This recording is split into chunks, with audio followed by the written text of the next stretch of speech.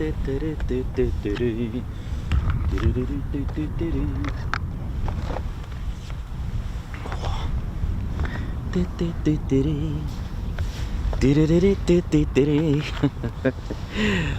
gents, and teddy bears, welcome to the Ted Coningsby channel. Ted's afternoon tea session. Don't think we've ever done an afternoon tea session at Marham before, but here we are. Welcome to RAF Marham, ladies, gents, and teddy bears. Flying the Hudson flag of Norfolk. Bless him. Watching from above. His favourite place. Mick, always remember you, buddy. And a big welcome to everyone here at RAF Marham. All personnel at the base, how you all doing? RAF Regiment, RAF Police, how you all doing? And of course, all the roles, all crew, pilots, ground crew, everyone. Hey, ATC, how you doing? The TACC East, how you all doing? The Terminal Air Traffic Control East, how we all doing? Hope we're all good. Marham Tower. Ted, you look like you're about to go, was it jousting? Welcome to the show, ladies and teddy bears. Welcome to the only station in the country that has £40,000 of equipment just hovering. That's right, there ain't no bother to hover. Actually, do you want me to go and show you what we've got? Yeah, let's do it, Ted. Let's go and sort this out. Let's get that online store busy.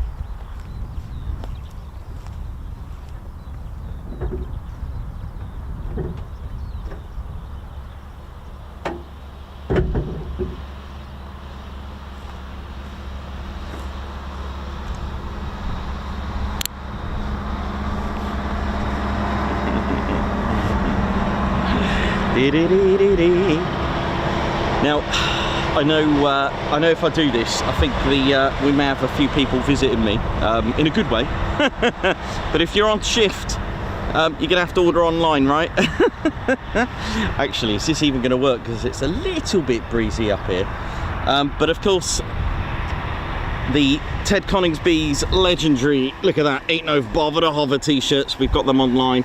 Like I said, it's a bit windy. That's a shame. If you look closely, if you can see that, Ted is actually flying. Look at that.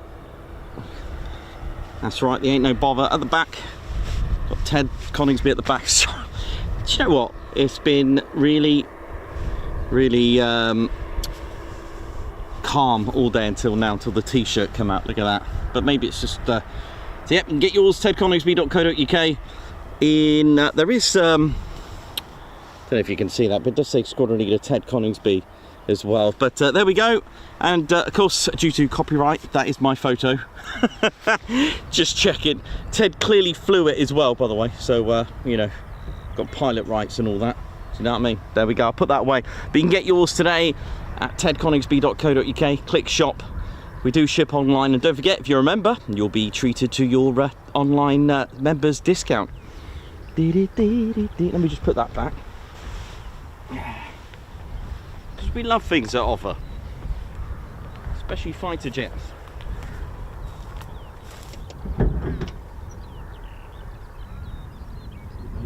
Who's gonna be the first person to order? I feel like one of those shopping channels. Do you know what I mean? Ideal World and all that. But, obviously other channels are available. But yeah, who's gonna be the first? Who's gonna buy one? Come on. Who's gonna go for it?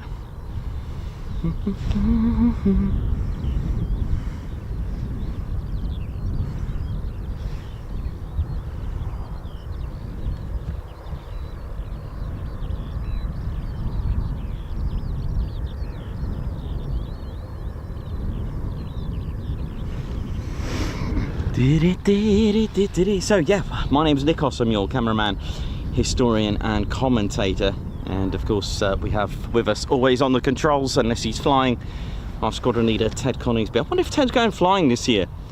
I wonder if we can get him to fly at Riyadh or at Old Buckingham. Maybe we'll see if anyone's gonna take Ted up on a little flight. We usually link it up with a charity, a military charity, whether it's the Royal Air Force Benevolent Fund, the Royal British Legion, or Head Up Charity. one of those. If you are a pilot, get in contact with us, of course, at your discretion, and we'll link up maybe a charity with that.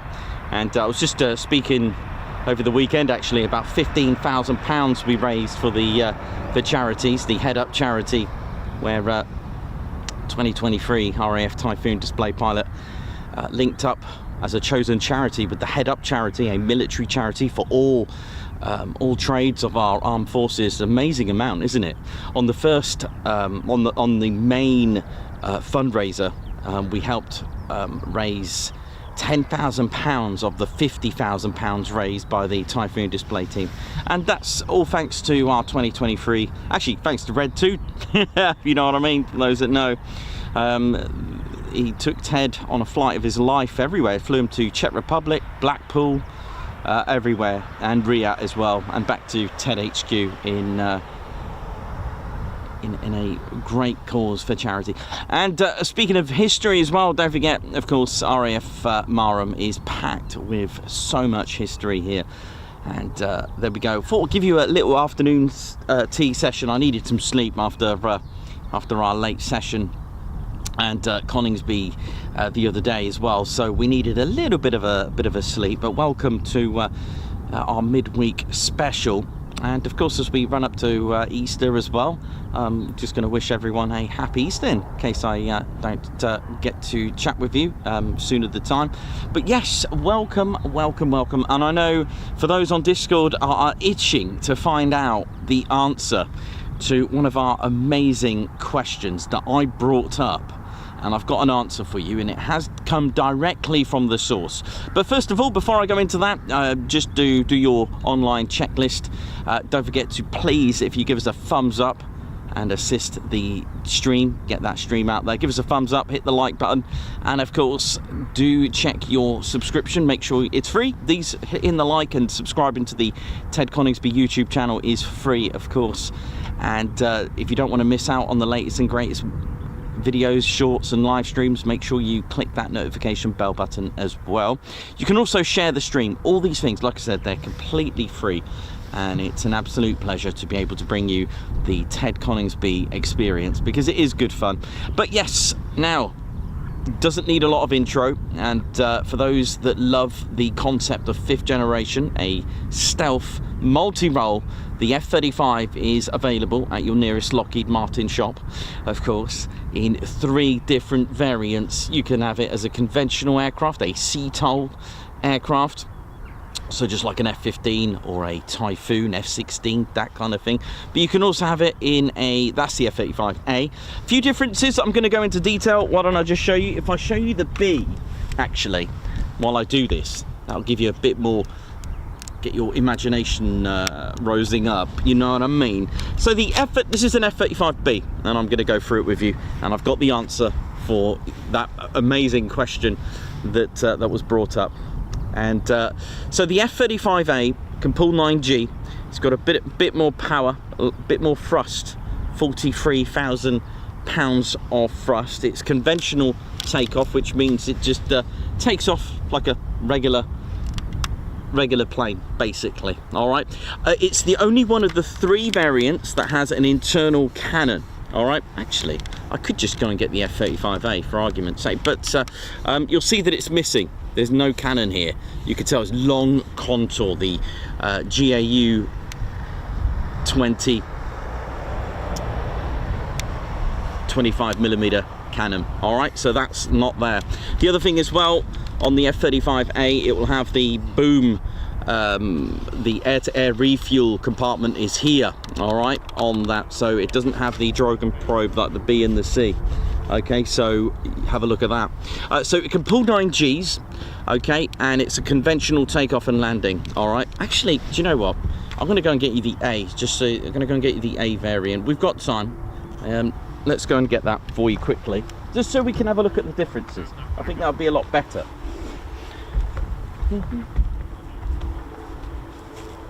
That might be better.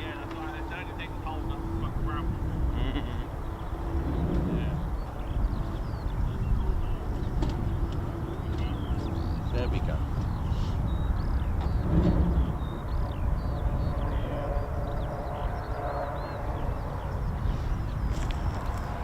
Yeah, here we go.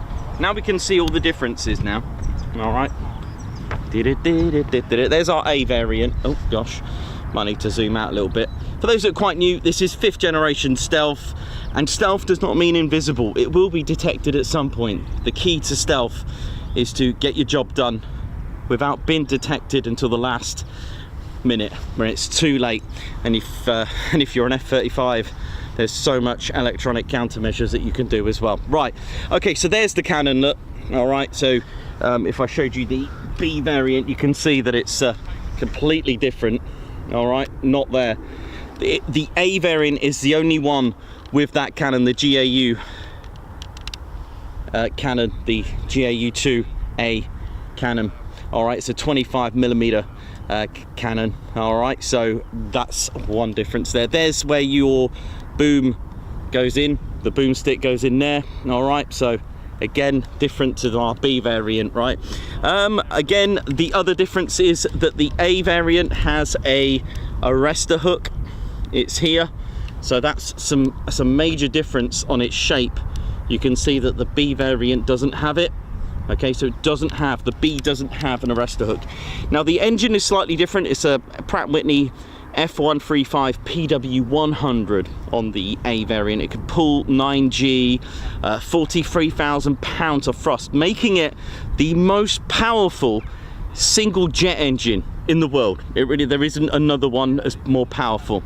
What I'm talking about here is just the single engine on its own. There isn't one out there at all. All right, they all have their 10. They both, all 3 variants have their 10 hard points. Okay, 4 internal that you can see, and there'll be 6 external hard points as well. All right, so that's the A variant completed. Now the B variant, again, just like all the other variants, it is covered with RAM, the radar absorbing material. I'm gonna just tell you a little bit about the B variant in more detail in just a sec. The B variant is classed as a STOVL aircraft, which stands for short takeoff and vertical landing.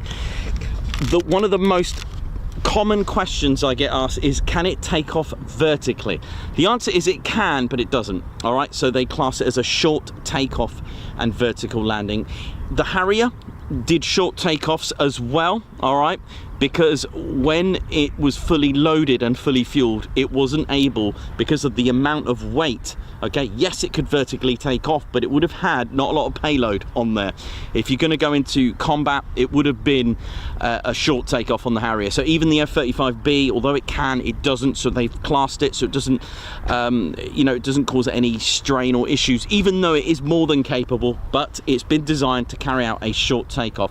When I'm talking about a short takeoff, it can even take off from the USS Mackinac Island, which is what, 256 meters long. That's not a lot at all. G for this one is about 7.5, a plus 7.5 G. They can all 3 variants can do a Mach 1.6. Now, I get this a lot. Well, that's not very fast. Well, to be honest, combat, in aerial combat, the perimeters is 0.8, Mach 0.8 to 1.2. So there's no need for it. Combat changes, aerial combat has changed. If we go World War II era, if we go 1960s Cold War era, if we go 1990s, 2000, and this modern age, all of them required certain different requirements to match the aerial combat that's out there. So this is why the F-35 standard doesn't actually have thrust vectoring. With the exception of this, it's not quite like your traditional thrust vectoring. I'm just going to go into more detail on the B variant in just a sec. The C variant, by the way, is a big one. I missed out, sadly. I had a few things to do on the day it arrived. I've always wanted to see the F-35C. Now that's your carrier variant, okay? So one of them being I really wanted to get Tom's first ever 500-foot display, you know what I mean? So I had to get that. There was a few things that I just really wanted to get. The C variant has an extra 2.4 meters wider wingspan, okay? So it's just like this with an added 1.2 meters. That's about 4 foot either side, okay? The reason for that, okay, is that it needs all the lift it can get from being on a carrier. All right, so it's got the folding wings, space saving, etc. It doesn't have a cannon either. Just to rewind, the F-35B is actually a +7. G. It's the C variant, the carrier variant, or CV variant, that is the plus 7.5. So my apologies there. 18,000 pound of payload on the A and the C, but the payload on the B variant is a 15,000 pounds. It's reduced because they've just added 1.2 tons of Rolls-Royce, which I'll talk to you in a minute. The F-35C has 2 wheels at the front, so it's twin axle.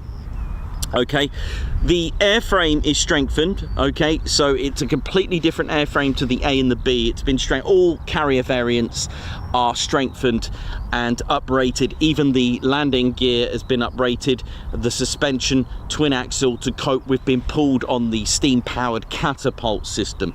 You may have seen some of my videos with F-16 and the F-15s using their arrestor hook to catch a cable. They're not carrier landings, and they're not practicing for carrier landings. CTOL aircraft cannot land on a carrier. Why? 1, the airframe is not strengthened, it will probably break. 2, the arrestor hook is made to catch a arrestor cable, or RAG in the Royal Air Force. You may hear RAG or RAGs for more than one. RAG, R-H-A-G, rotary hydraulic arrestor gear. That is the official name in the Royal Air Force. In fact, the United States Air Force is BAK, B-A-K, barrier arresting kit. There we go. I think I've got everything covered for you on that. But let's go back to our B variant. Let's have a little look at what we got here. So yes, there we go. So the F-35 has been designed for loiter time. It's got good range, it's got exceptional range, especially the A variant. Okay, so it doesn't need to go crazy plus Mach 2.0. It doesn't need it. It's been designed for loiter time. It isn't invisible. There's no aircraft that's invisible, otherwise we call it invisible technology. They're called stealth. It's to get the job done undetected until for the enemy it's too late. It does have the radar absorbing material, which we went into detail the other day. But what's special about this is something that they were looking at to replace the AV-8, or aka the Harrier, shall we say. Thank you for your order, whoever ordered that. Thank you. We've had one order come in of the t-shirt. Thank you so much indeed for that. But they needed something to keep up with the Joneses. All right, the Harrier was great, it was superb, but it wasn't stealth. It didn't have half as much of the technology that's in one of these. It really is I mean, when you think about it, because the F-35B can hover, it makes it the most advanced jet aircraft in the world at this time. Okay, so it's Rolls-Royce that have actually put in that technology, okay, to make the aircraft hover. Okay, it's the only vertical lift technology for fighter jets in production in the world at the moment. It's completely unrivaled performance, and it's called the lift system, and it's got a few various parts that Rolls-Royce have added, and it's powered by Pratt & Whitney's F-135 PW600 engine, which I'm going to go into detail in just a moment. Okay, it has minimal impact on the total airframe. The actual lift system, the STOVL system itself, can be activated at a maximum speed of 250 miles per hour. So it's not like your thrust vectoring on an F-22. It is a descendant. The whole system is a descendant of the Pegasus engine, and it's comprised of the Rolls-Royce lift fan, the drive shaft, free bearing swivel module, the free BSM at the back, which I'm going to go into detail, the roll posts, which help it literally pitch from left to right, and also I'm going to show you how much power and what it does as well. So combined, it's got about 40,000 pounds of short takeoff and vertical landing STOVL capability thrust. 29,000 pounds is delivered to shaft horsepower is delivered to that lift fan, and it can do in just 2.5 seconds 95 degrees rotation of the free BSM. And I'm going to show you the 50-inch diameter 2-stage counter-rotating fan.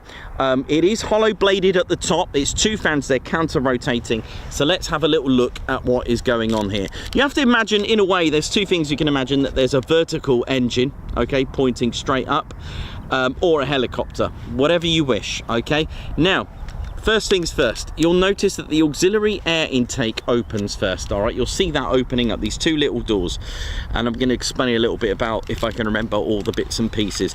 This, luckily, they can show you the shaft, that sort of pipe there. The Pratt & Whitney's fan, that huge turbo fan, starts here. All right, that's the beginning of it. It's all that. And then the whole lift system is almost double the size. Look at this. It's massive. Okay, so that is the shaft. That Pratt & Whitney are delivering 29 shaft horsepower. Okay. Now, in a minute.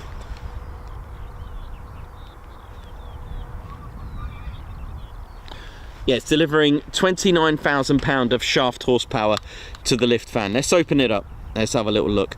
When that's the lift hood for the lift fan hood. I'm going to show you that in just a moment. When that opens as well, underneath here, that's the other end of the lift fan. All right, that's the other end of Rolls-Royce's lift fan right there. All right, so 50-inch diameter. One's going one way. I can't tell you what way it goes. I'm just going to guess 50-50 in it.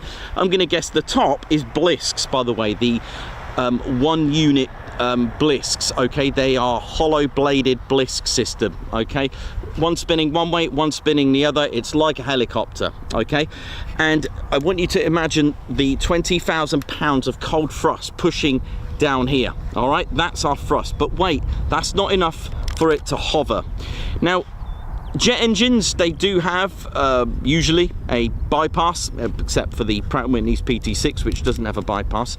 That bypass air has roll posts. I don't know if you can see these two little ducts here.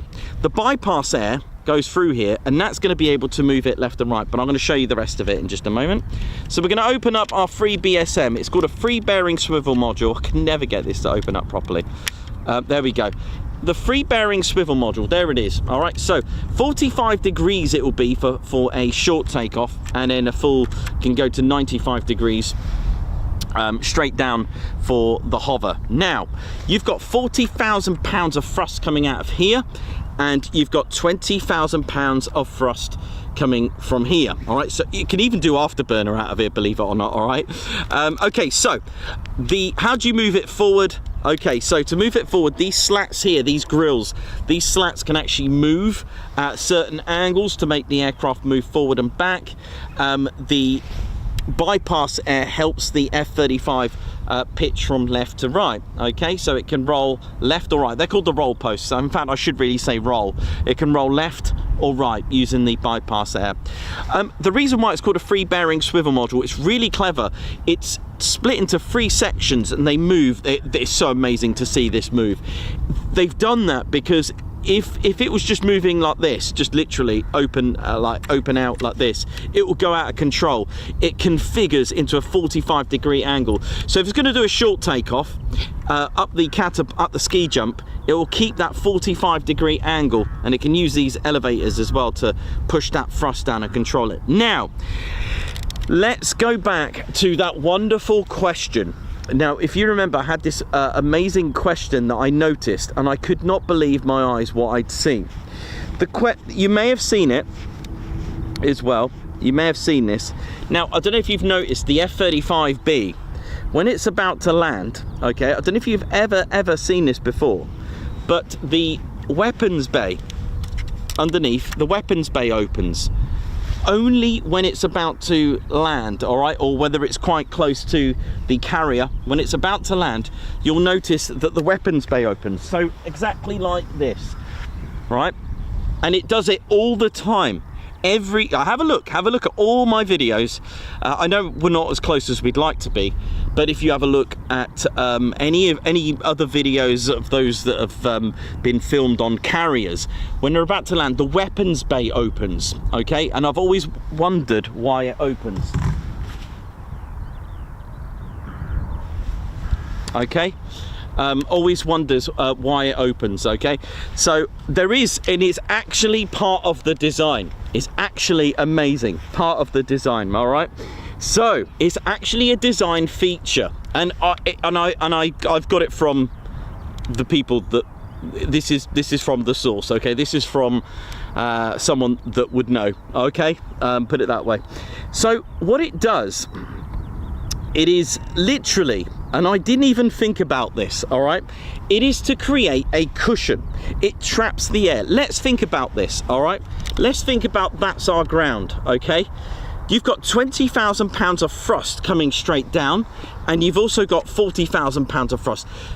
What would happen if the landing, if the weapons bay didn't open? That force that is going to cause high pressure bouncing back, and it's going to completely make this unstable. I never thought about it like that.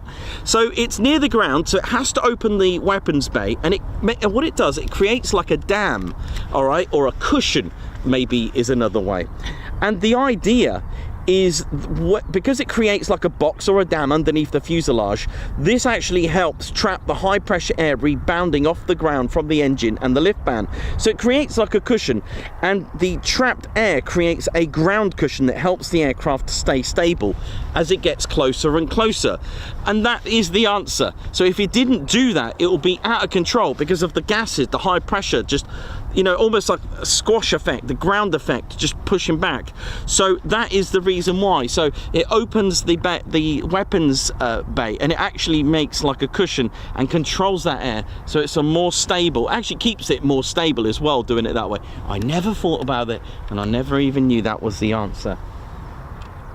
So there we go. I hope that's cleared that up for you. I can see the AWCU floating about, which is kind of cool, isn't it?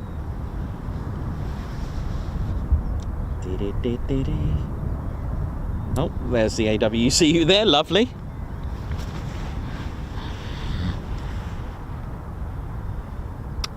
So there we go.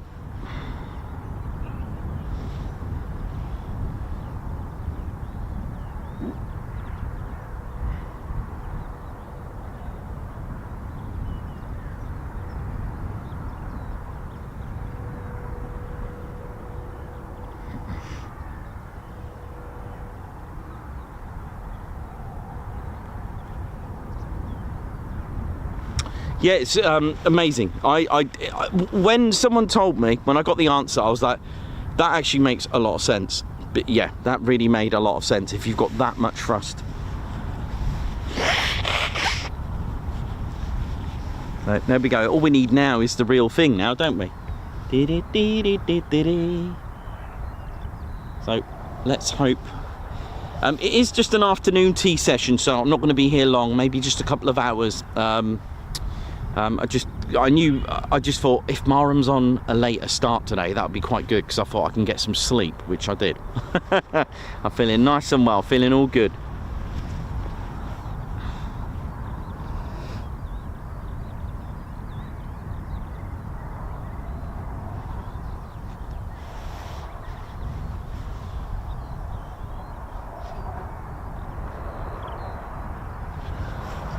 How's everyone doing? I hope we're all good.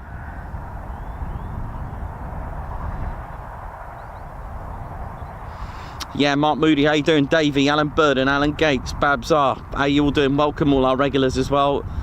Lorraine at Nomadic Ramblings, Hank Verhule, Argan. How's it all going? Hope we're all good and well. Rock Ape Chappie 54, how you doing? Hope you're good. There we go. LEJ Approach, Fritz. Chris Blockton, how you doing? Record-esque. And welcome to the show.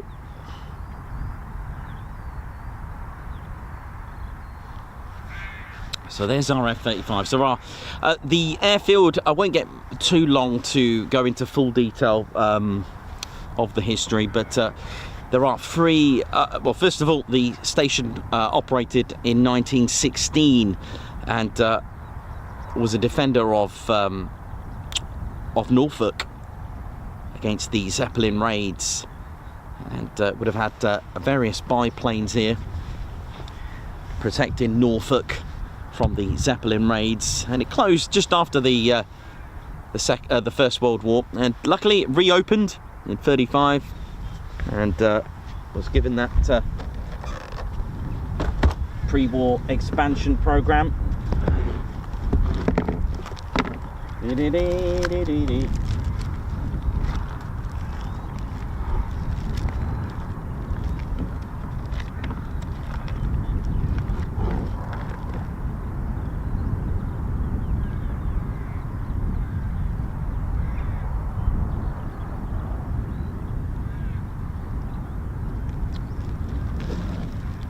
Yeah, so it was one of the originals to open up again.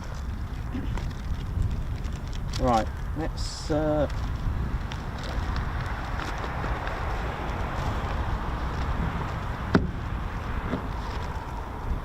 who wants to have a look at this other aircraft I've got?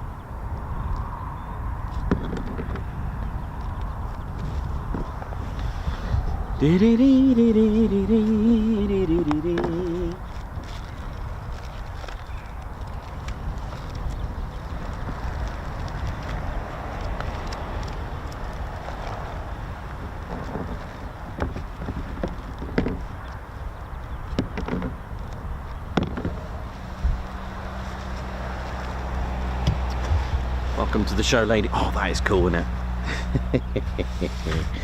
Welcome, ladies, gents, teddy bears. Right, canopy opening up. Won't be too long now, I would have thought. So yeah, welcome to the show, and amazing bit of history here, and something that I got to remember. You know, when I mention squadrons, you know, like 99 Squadron from Mildenhall, the first squadron to operate there. You know, I really need to try to remember to tell you when a squadron is still actually active, because it's quite exciting, because of course 99 Squadron, operating the Handley Page Hayford at the time in 1934, are actually today flying the C-17, which is quite amazing. Canopies, oh yeah, absolutely. I know, it's kind of cool. And here, the first ever squadron that was here was actually 51 Squadron, and they were flying the FE-2B. Now, the FE-2B was a 6-cylinder water-cooled inline piston engine. It was made by Beardmore. It was 160 horsepower, and it was 51 Squadron. Now, for those that don't know, 51 Squadron, what are they flying today? Where are they? Well, they're actually stationed at RAF Waddington, flying the RC-135W rivet joint. So it is pretty cool when you've got squadrons like that still active. It really is quite fascinating, really. Thanks a lot to all of you who have supported the channel through and through. Let's get some guards marches, get them in early today. There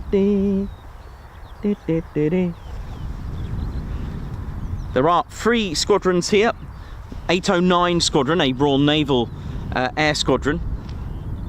Number 809, the Immortals, who played a major part in the Falklands War as well. They came here in 2023 in December, and took their first ever sortie in January of 2024. Also got 617 Dambusters here as well, and the operational conversion unit here for the Royal Navy and the Royal Air Force is 207 Squadron. Again, so much history here.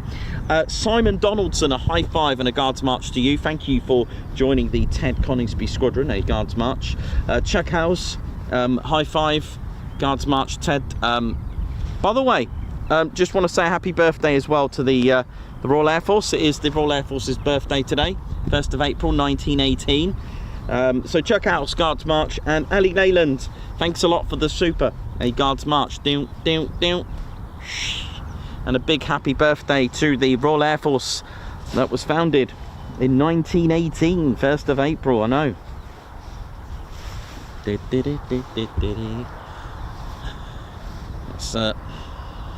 well, I've got 2 canopies up there. That's good. This is good. I'll wait maybe for my history in just a moment, maybe, because I think we're going to get some startups, I would have thought. Canopies look good.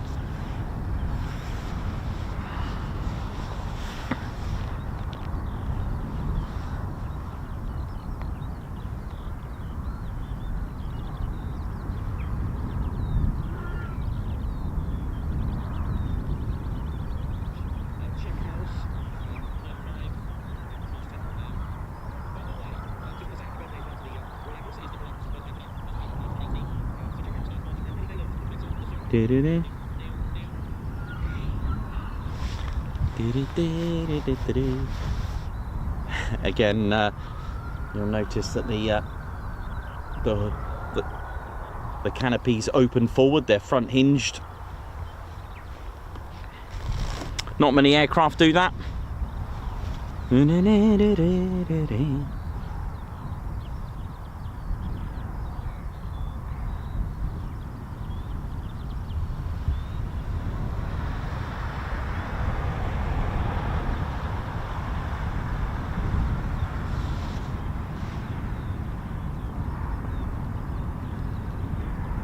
So before the Royal Air Force, of course, was the Royal Flying Corps that were founded on the 13th of April 1912 to, of course, the 1st of April 1918. It was an amalgamation, a join of the Royal Naval Air Service with the so basically the Royal Flying Corps was an arm at the time of the British Army before and during the time of the First World War. They merged with the Royal Naval Air Squadron, forming the Royal Air Force. It was a combination of the two. It's quite fascinating when you think about it. I do have a Royal Flying Corps cap badge and a Royal Flying Corps sweetheart as well. Still got the enamel, way over 100 years old. And that one, the one with the enamel, is at home. I did show you once before, once upon a time. They had about 3,300 aircraft, the Royal Flying Corps. Of course, all biplanes, and their motto was still per ardua ad astra. They were still through adversity to the stars. And it was founded by Sir Hugh Trenchard, Sir Hugh Trenchard, who founded the Royal Air Force on the 1st of April 1918. Happy birthday.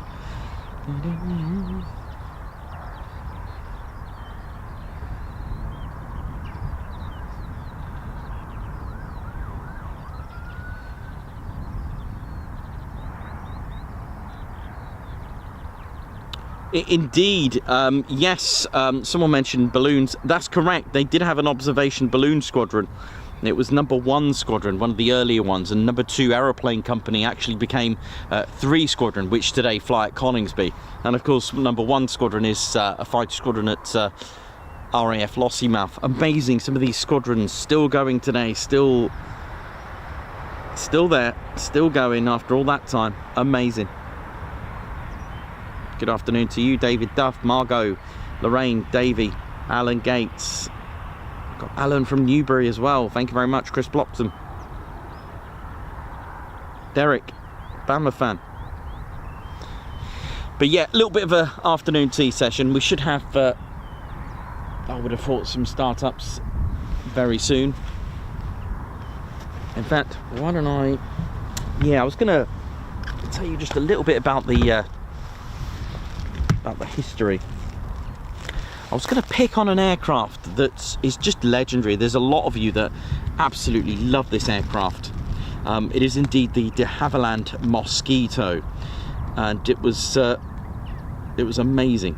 And Marham, when it got really busy in 1941, 105 Squadron, again another squadron, Golf Bravo was their squadron markings. They arrived with the wooden legend, the flying tree, the Mosquito, and it became eventually a Pathfinder force, testing out the oboe precision bombs. There was 105 Squadron, and there was also 1655 Mosquito training unit here as well. That was between 42 and 43. There was also a secret unit here, the 1418 flight. They were a bombing development unit as well. They were operating the Mosquito. 139 as well, operating the Mosquito here. There was a fair few squadrons operating that here at Marham.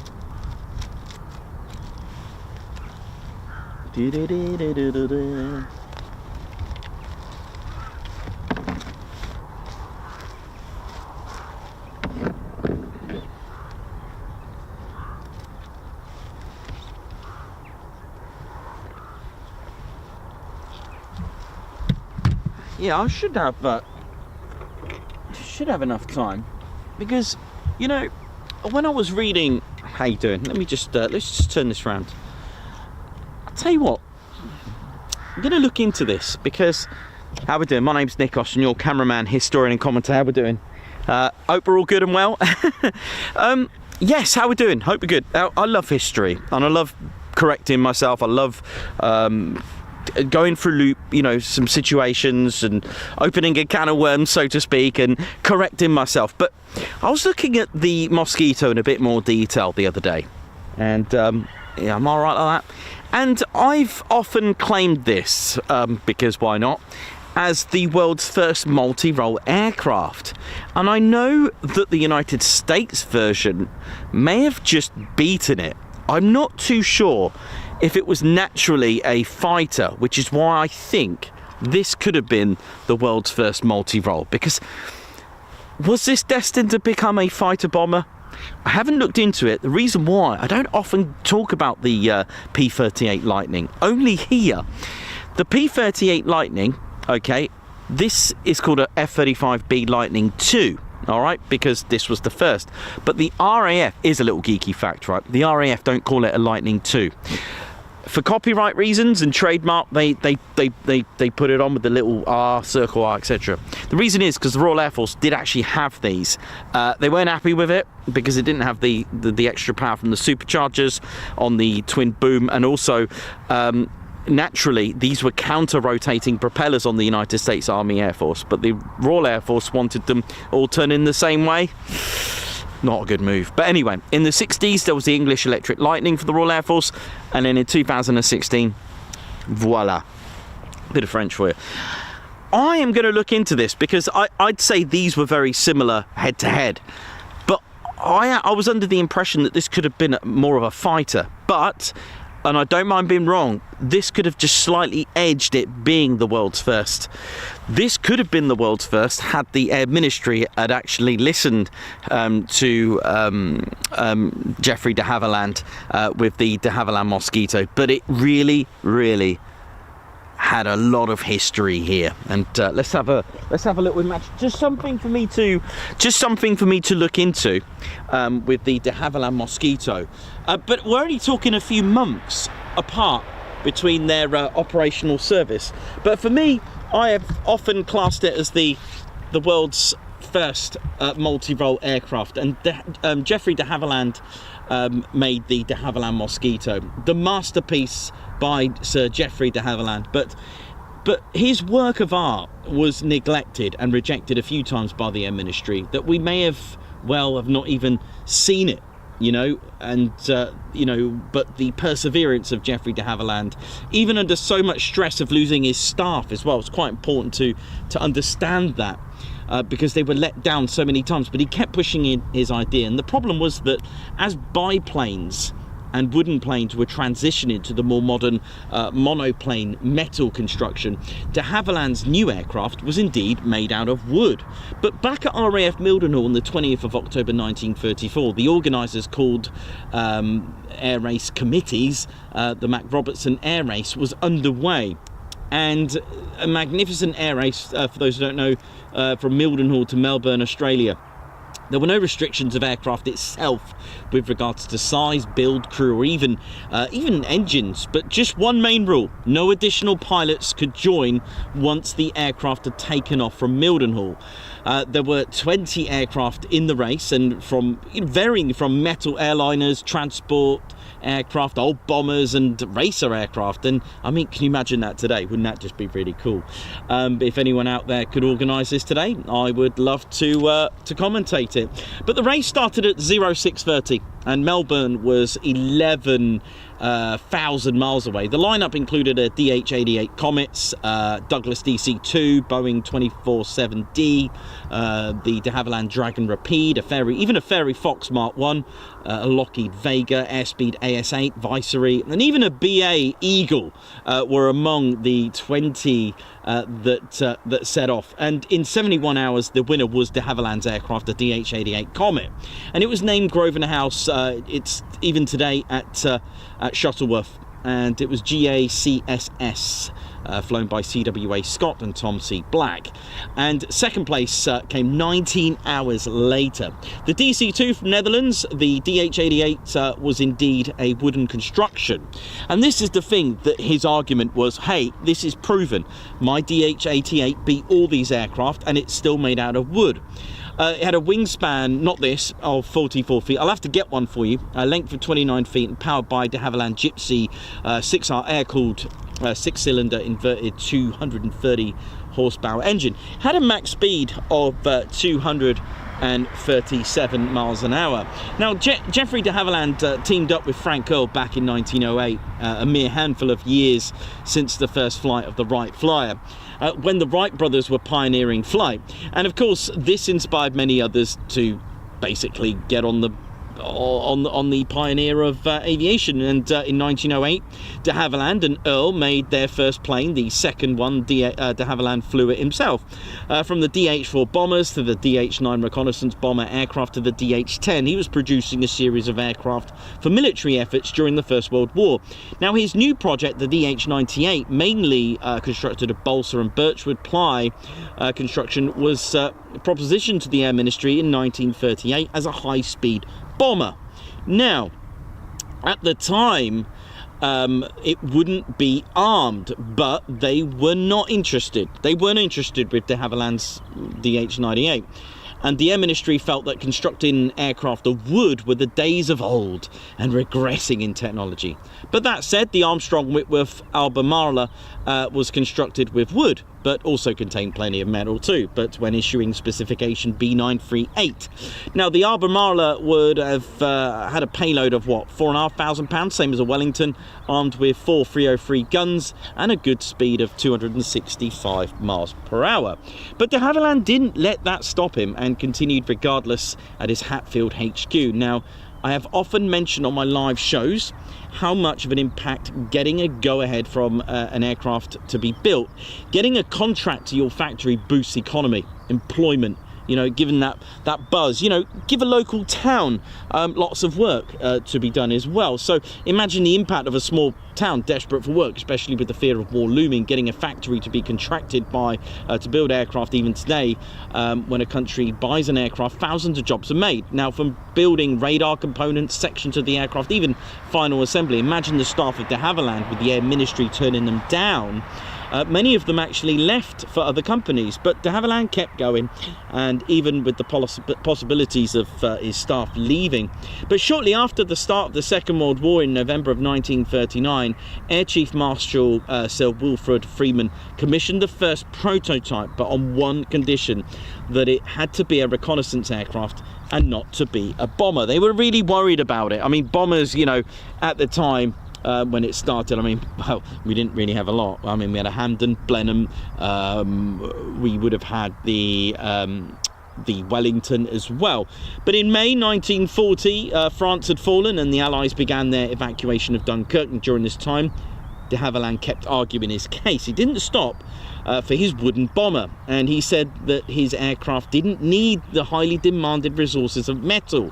This could have been a turning point, because metal was needed for engines, aircraft, but de Havilland was saying, well, hang on a minute, I don't need all that, I just need some wood. Metal was needed for engines for Rolls-Royce, for example, and actual construction of Spitfires, and soon to be introduced the Short Stirling, Manchester and the Halifax bombers. But metal was in strategic demand, and when the Battle of Britain began on the 19th of September 1940, de Havilland designing team carried on designing the prototype for their new aircraft, which was built in covert style secrecy in a hangar disguised as a farm behind Salisbury Hall. Civilians did wonder what was going on and why the farmers were going into the buildings overnight. And on the same month as Avro, Manchester and Halifax entered service, de Havilland's prototype was pretty much underway and completed. Let me just have a quick look. I thought I could hear, just quickly, I thought I could hear an engine starting. I hope you're all right with the Mosquito story. I thought I could hear something going on. It does look good over there, so I better just try to wrap up my Mosquito story. Last time, what did I give you? The, what was that I told you about? It was a tornado here, wasn't it? Yeah, pretty amazing. But she flew her maiden flight for a total of 45 minutes. And it was piloted by de Havilland himself. I mean, how cool. Let me just adjust that for you. And the serial, for those that know it, was W4050, painted in the prototype yellow, still showing its original registration, E0234. She took to the skies from Hatfield. Now, later in December, she was then given a military serial number, W4050. Prototype yellow was used to identify aircraft so they wouldn't shoot it down, you know, it was one of ours. But during the test trials, there was an issue with the tail buffeting when reaching speeds of around 240 to 255 miles per hour. But in a couple of months, this was completely remedied. And in fact, the DH-98 was looking remarkable. The highly agile, fast-pacing, the fast-pacing, much-loved Spitfire was actually outperformed on trials. So the de Havilland Mosquito had a little trial with the Spitfire, and it outperformed it completely, the trials in January and February of 1941. In total, she had 79 flights, trials in 3 months, and was faster than any fighter of that time. The prototype reached speeds of almost 400 miles per hour. W4050 rests in the de Havilland Heritage Centre at St Albans. Do check it out. The Wooden Wonder, the Flying Tree, all nicknames that added to the DH-98, and the beauty was yet to come, because the construction was literally a people's game. Due to the clever balsa wood and the plywood sandwiching for the wings and its wooden body, if you were in the carpentry sort of field, you would be making, basically if you were in the carpentry field, you would be perfect for her repairs. If you were a school desk builder and furniture manufacturer, you are now making the wings for the de Havilland 98. Piano makers and coffin manufacturers made sections of the fuselage, and if you were a carpenter and owned garden sheds, you were able to make the small components for the de Havilland Mosquito. Now this literally was a people's aircraft, it really was, and the defensive protection of the DH-98 is that there were so many places making all these sections of the aircraft, so it was really hard to locate the actual factory because everyone was making everywhere, so it was really hard for them to bomb it. And wood was easy to repair as well. Wood gave the de Havilland 98 was given, so I've been calling it de Havilland 98. I should really keep that until now because it was named Mosquito and it was powered by Rolls-Royce Merlin engines. Just have a little look at our look at that one now. Oh yeah, so let's just imagine it here now with 105 or 139 Squadron. Look at this there now. Let's just imagine that there. So yes, it was powered by two Rolls-Royce Merlin engines. Length was 44 feet and 6 inches. That's 13.56 meters. Wingspan at 54 feet 2 inches. That's 16.51 meters. And it made it literally. So we talk about the Typhoon having thrust to weight ratio. This had a great power to weight ratio. Max speeds of around 415 miles per hour and a service ceiling of 37,000 feet. Made it into a multi-role aircraft, or from reconnaissance to night fighter. When it was the night fighters, they, just to hide the flames, they actually had, if you look at the night fighter Mosquitoes, they had dampeners here. Flames lit you up at night, and especially if you've got all these beautiful powerful engines coming out, they actually hid and put dampeners on there to hide the flames at night, which the Halifax and many others, if you look at Lancasters and especially Halifaxes, they had to have dampers because they stood out like a sore thumb at night as well. So yes, it could be reconfigured. No other bomber could do this. You've got to think about those bombers. Yes, it could take it had guns as well eventually, which we'll talk about as well, but when the RAF switched to night bombing, little had been thought about the flames, by the way, so that's why they did that. Okay, so for night, but basically the reason for that, German night fighters would see 4 flames on like Halifaxes and Lancasters and would just literally just shoot in the middle. The reason why they didn't think about that is because they switched to night and flames in the day really didn't matter. So there we go. But they were draggy though. They did cause a bit of drag. But anyway, the balsa wood and birch ply skin sandwiching design gave it the strength and also eliminated any possibilities of warping. And this was 2mm birch plywood skin and bonded to the outer layer. Now the wings could withstand 41 tons. That's around 700 men, all right? So you can get 700 men on those wings and it will still be fine. The Mosquito could be equipped with 4 250-pound bombs. Let's have a little look underneath. Let's have a look at you. But could be extended to 8. And what they did with these bombs, they shortened the fins of the bombs. The night fighter version was fitted with 4 20mm guns. This was a true multi-aircraft, and in July 1941 entered service with the Royal Air Force and formed with 105 Squadron. She would have had GB Golf Bravo on the markings. Her first mission was a reconnaissance mission just 3 months after entering service, from low-level flying, ground attacks, night fighting, reconnaissance. A bomber even took part in Operation Jericho, which was a raid on the Amiens jail, making the mark literally for the Pivefinders and nuisance raids. And one of the famous nuisance raids was done from here as well, which leaves me you know, to give you that story of the nuisance raid, but I'll tell you that maybe on another show. But finally, there was a single-seater version, a long-range fighter version that was made, designated fighter DH-103, called the de Havilland Hornet, that was made and entered service for the Far Eastern Pacific. At a quick glance, it looks like a Mosquito, but as soon as you notice the canopy, it was closer to the nose. It was a single-seater. Now, that one was powered by a real powerful Merlin 130, 2,070 horsepower. The Hornet had a length of 35 feet 6 inches, that's 10.82 meters, and a wingspan of 45 feet, so a little bit smaller than the Mosquito, but it was super quick, 475 miles per hour as well. And there was even a Sea Hornet for the Royal Navy. Even Coningsby's 41 Squadron operated the Hornet, but this was retired in 56, and it seems it kind of came out a bit too late for its time. But it was indeed a bridge from piston to jet engines was already looming, because the replacement for this was actually the English electric Canberra. I mean, there were a lot of thought went on to having a replacement for the Mosquito, and it was another legendary aircraft with around, what, 52 years. The English electric Canberra was serving right here. I mean, that's another legacy. There's a lot of aircraft that have a big, strong legacy. For me, it's got to be this, the Canberra, the Victor, definitely for sure, and of course the Tornado in its beautiful variant, which again we'll talk about in some of our other shows. Oh, hello. I think we got a start up. But there we go. It is just without doubt one of my favourite historical bases, because it is historical, and yet it's proud to say that it's still functioning and serving and protecting our UK skies today. So there we go. Let's take it away, Tall Boy Ops. Let's go. That was on cue, wasn't it? Eh? They must have been listening. Nikos is finished. Let's get the start-ups.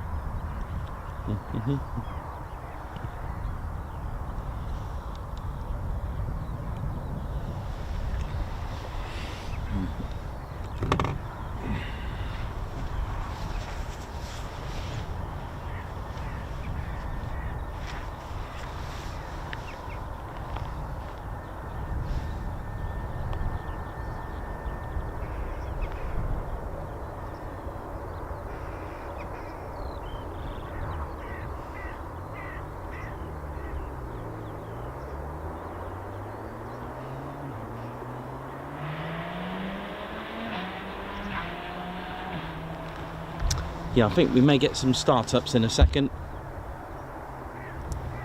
Won't be too long.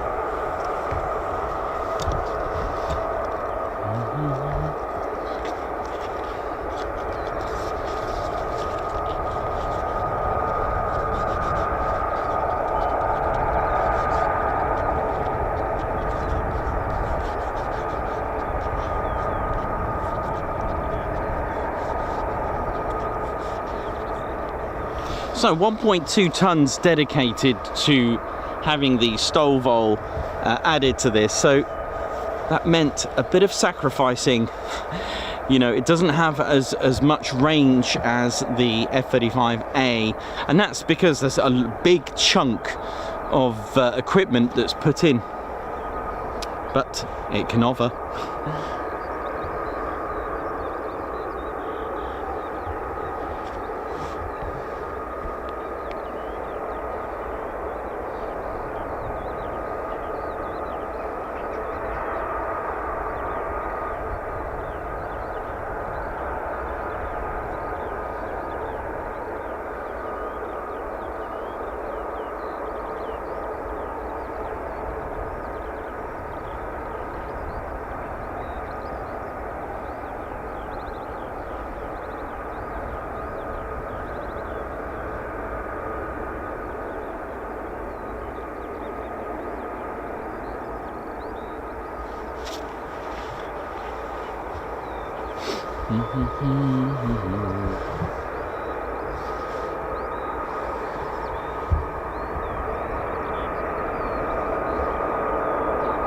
Looks like we got what we got, 2, 3.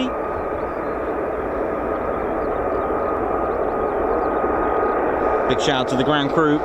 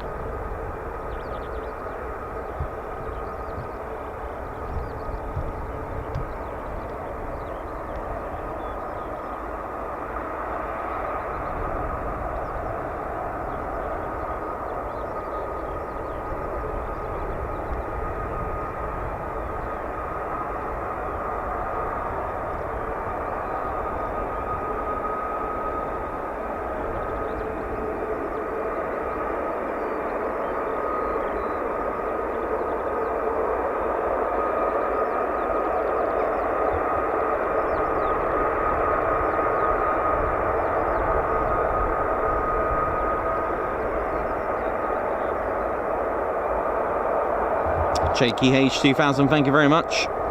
Yeah, one day, you never know. Someone actually, that has been asked a couple of times actually, or maybe one day. I've also had an increase in museums contacting me regarding lost airfields, and just been invited to do a little bit of filming, which is quite nice as well. So I've obviously reached out into the educational, heritage and historical side of things, which is great because it's another aspect of the Ted Coningsby channel.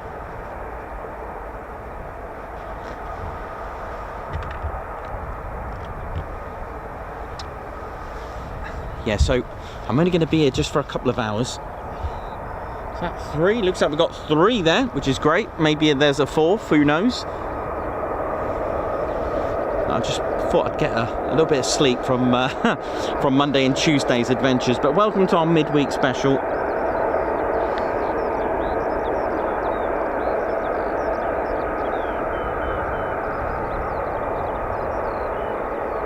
And Daniel Roberts, oi oi to you. Margot, Davey, Blocks, Alan Gates, Joe Illott,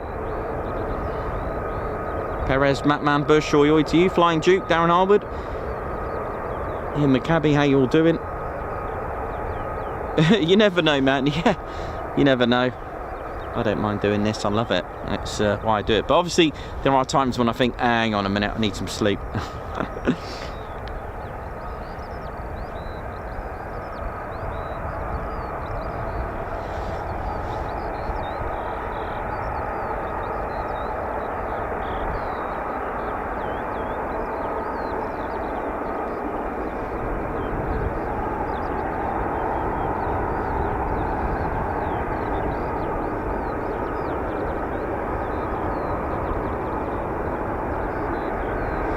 Alan Gates, evening to you. Hope you're all good. Ian McAbey, welcome to the show. Rock Hard Donut.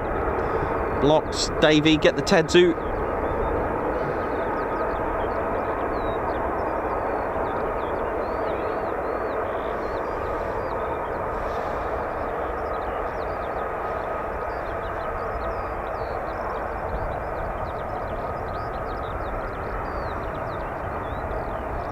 So if you are interested in the fast jets careers, what these pilots on a if we have a new pilot here, the operational conversion unit is 207 Squadron, the operational conversion unit for the F-35B. So career path, as an example, would have been the first stage elementary flying with the Grob Tutor, and then at Cranwell or even Barkston Heath you'll be flying the Prefect. And if it is fast jet that you're going to be streamed to, then you will end up at RAF Bally. You'll start off with the Texan, a turboprop aircraft to get you in check, and then it will be on the Hawk T2. So after 2 years at Valley, you'll be, hopefully, fingers crossed, you'll be passing your advanced flying training. If it is your career path for an F-35B, you will come here. On the other hand, if it is the Typhoon, it will be at Coningsby with 29 Squadron. Thanks, Perry, for that.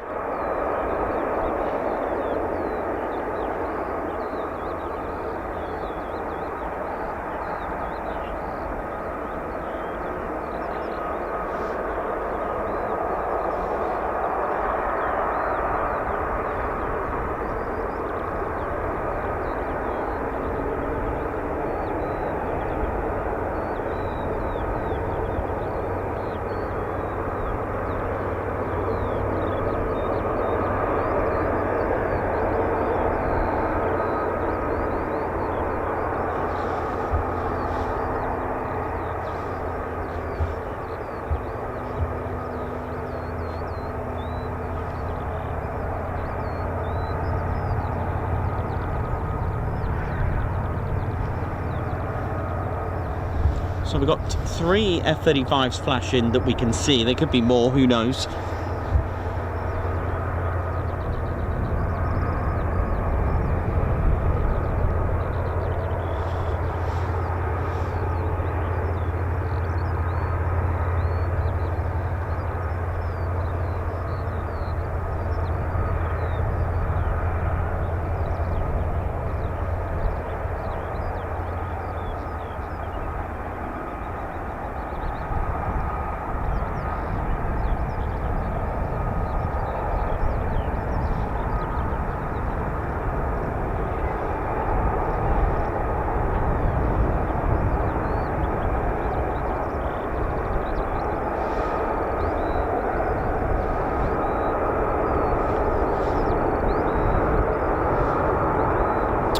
The difference, well, the Tutor and the Prefect, they look a little bit different, but the Tutor's the original one. It's an older craft. It was manufactured in 1985, introduced in 1999, took its first flight in November 1985. The Prefect is like the successor to it, shall we say, manufactured in 2010 and introduced in 2013, so it's quite a new aircraft. It's got the Tutor, doesn't have the winglets, the Prefect does. It just looks a lot, a lot more modern. It's got a digital cockpit. It's a lot more modern. It's still a two-seater between the two, slightly different specifications between the two, but the engine is a Lycoming 360. It's about 180 horsepower on the Tutor, but the Prefect has got a Rolls-Royce M250, 456 horsepower, so it's a lot more punchier. It does 282 miles per hour than the Tutor at only 160 miles per hour. So it's a lot, a lot more powerful, a lot more modern. It's just a lot better. And if I remember correctly, I'm pretty sure, this is off the top of my head, I'm pretty sure the Tutor does not have retractable landing gear, and I'm gonna dare put my feet out and just say that I think the the Prefect, I think it actually has retracting landing gear. I'm going to go with it. I'm going to go with that one. I'm pretty sure it does. I might be wrong, but I'm 99% sure that the Prefect has a retractable land. I hope I'm not wrong on that one.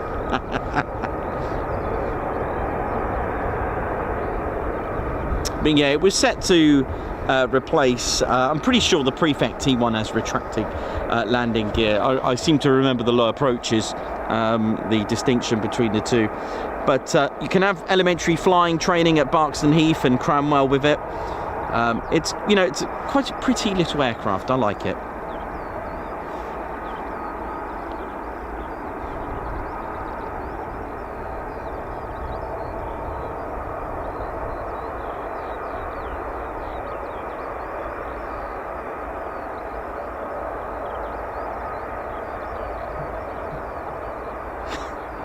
Daniel Roberts, thank you very much.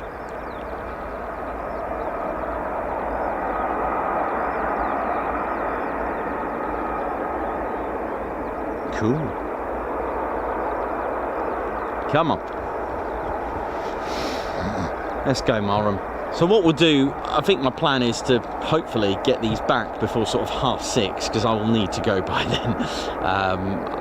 It's literally just a little stop off, a little afternoon tea.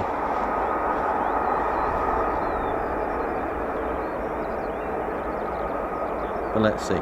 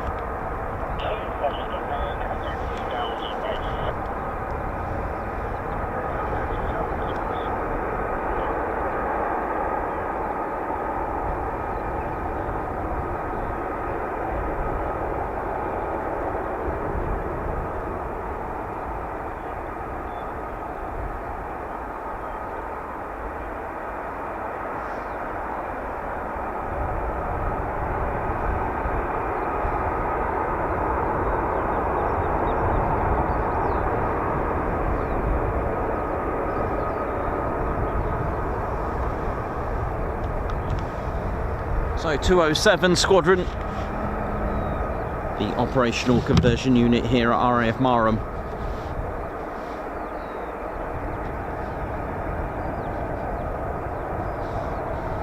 And again, they've got a long history. They started out as a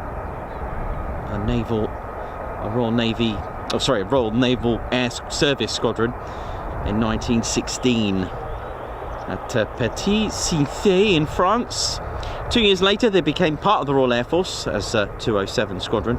20 years later, they became the Ferry Battle Squadron operational training unit as well, an OTU at RAF Cottesmore. I hear one on the move. Let's do this.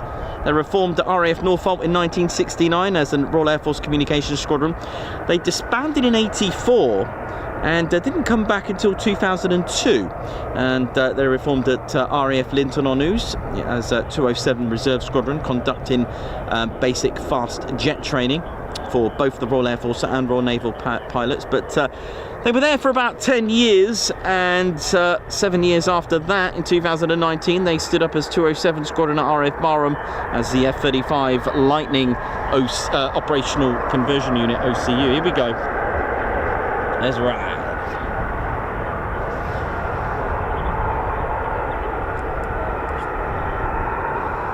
We've got here now 2. Another one flashy. Come on. Let's go, Marham. Let's do this. What we're going to get? 2 flights of 2 maybe? Who knows? Or 2 and a 1? We're about to find out.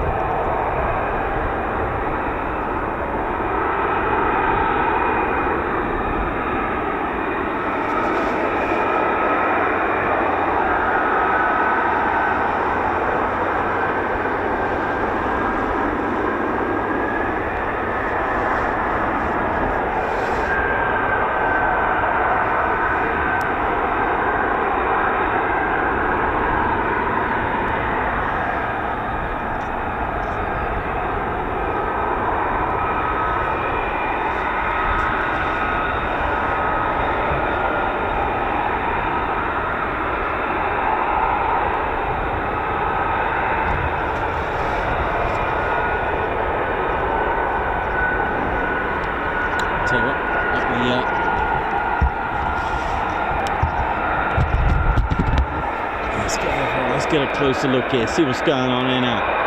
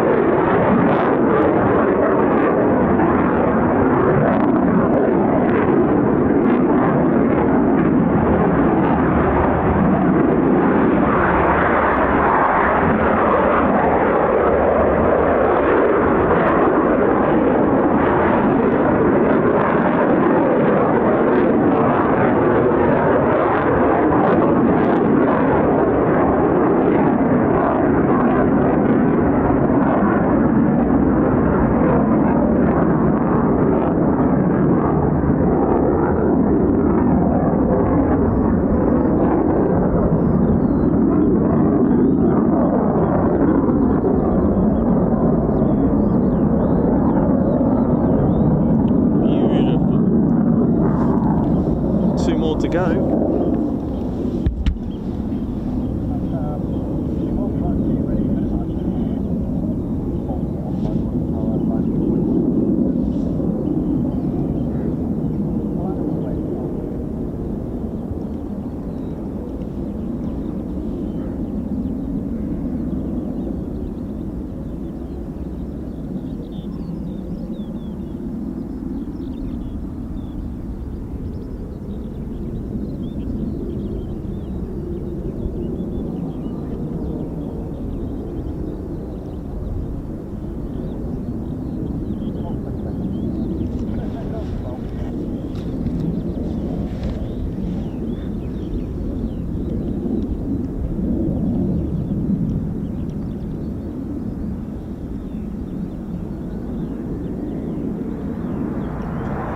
Go.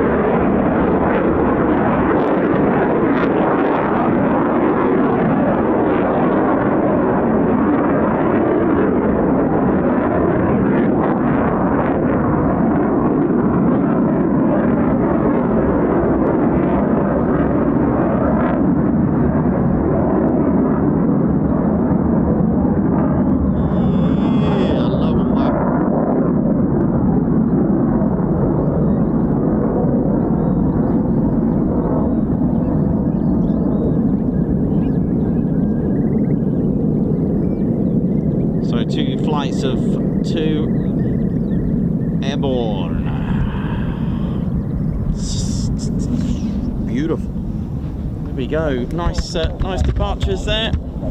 Now we just got to wait for them to come back, and then I believe that will be it for our show anyway. So we'll hang on. We'll see what we can get. Hopefully they don't take too long, because they can be anywhere.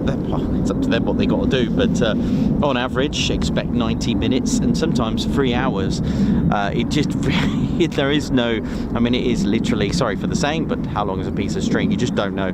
Sometimes they can come back straight away and do circuits, you know, work in the pattern, who knows. So we'll stay put and enjoy.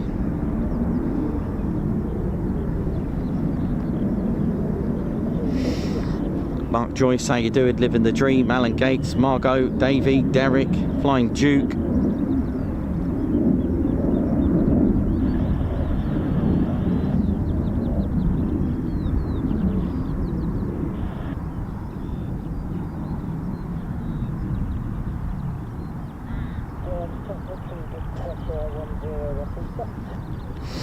Absolutely, send it. Elsie, Alex Blackcat. RSVP, how's it all going? Hope we're good. Lewis Skeggs as well. LEJ approach, Argan. See ya.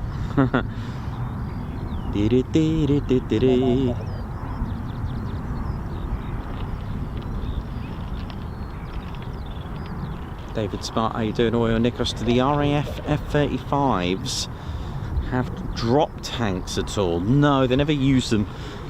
They don't use them.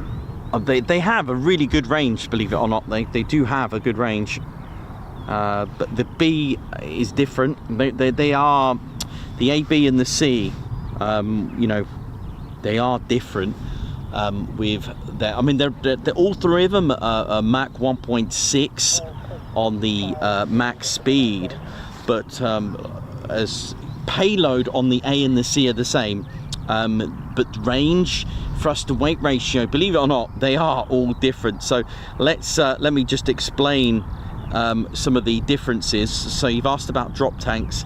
They don't really, put it this way, let's have a look at the empty weight. Empty weight on all three. So the F-35A, as we know from our regular Lakeney shows there, 29,000 pounds. The F-35B, you've got to add 1.2 tons on top of that. That weighs at 32,470 pounds or so. For those who do new money, that's 13,300 kilos on the A. The B variant is 14,720. The C is a bit more at 34,580 pounds empty. So that's 15,600 or so kilos, right? Fuel, what it can take, okay, so the A can take 18,250 pounds, but the F-35B, because they've just gone and stuck a 1.2 tons of lift fan from Rolls-Royce, look at this, 5,000 almost less, 5,000 pounds less of fuels at 13,500. The giant C variant is 19,750. The payload, both 18,000 on the A and the C, but the B is 15,000. You got max takeoff weight on both the A and the C at 70,000 pounds, but 60,000 on the B variant. Range, we're looking at 1,200 miles on both the A and the C, but the F-35B is 300 miles less on a range. But on a combat status, we're looking around very similar between the A and the C at around 670 and about 505 combat radius. That's just on internal fuel. Yes, that is correct at 505. Thrust to weight, 0.87 on the A, 0.75 on the C, but 0.9 surprisingly. In fact, it doesn't really need a lot of runway for the F-35B, which is why it makes it quite great. Really, it makes it very, very good. But you can increase. You can have a 1:1 thrust to weight ratio on an F-35A, and on the B. All you got to do though is have 50% of fuel. Okay, you can adjust whether increase or decrease your thrust to weight ratio. It depends what you've put on your aircraft. 50% of fuel make the F-35A a 1.07 and a 1.04 on the B. A 1.07. The C though would struggle to get a 1:1 thrust to weight ratio even on 50% of fuel. Would be a 0.91. It is massive. It is a beast, and that's the differences. There are exceptions. They for ferrying and transiting, long haul flights like that. There is and can. There are, especially the F-22s, they have drop tanks. They have some drop tanks. They have been, they can be applied, correct.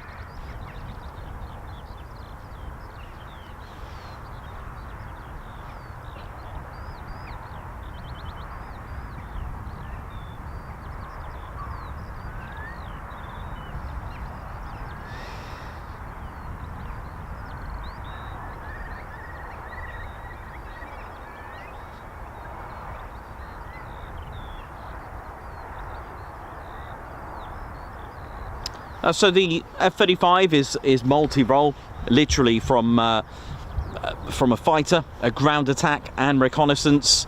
I'll just go and get you my F-35A and talk to you a little about what it's got. Even close air support if you need it. It's there if you want it. That's the thing.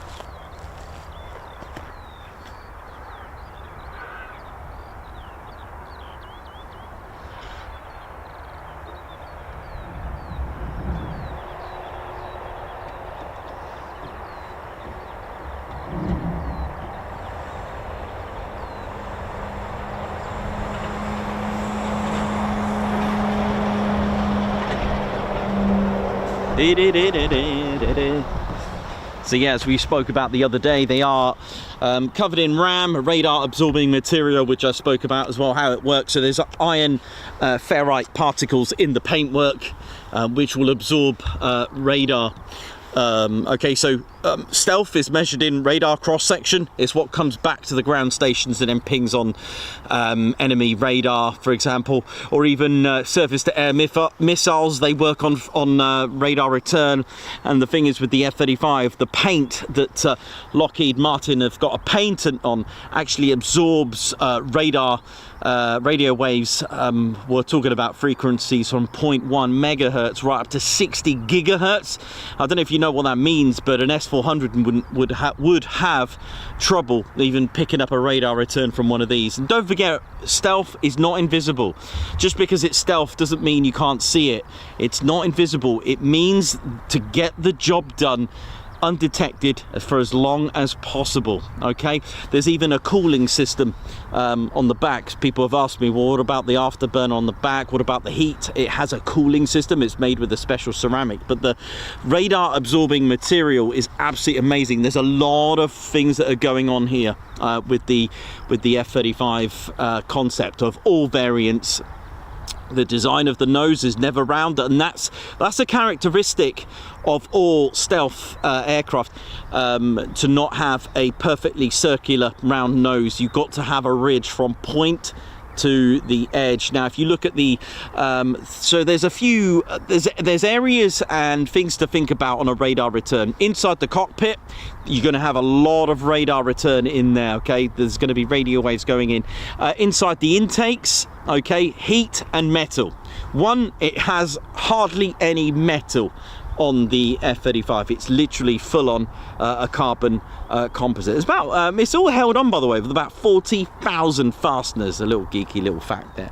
But the radar absorbing paint, which I'll show you how it works in a moment, is also radar absorbing tape as well. Reason for that, in fact, I'll need to show you a little bit more details of that.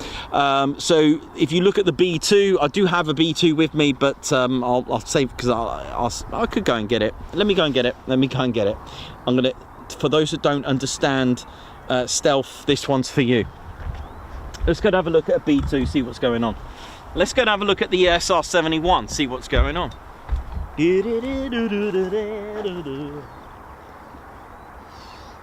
Let me see, where's my B2 Spirit? Let's have a look here now. Let's have a look at this guy. Right, let's have a look at this one. Right.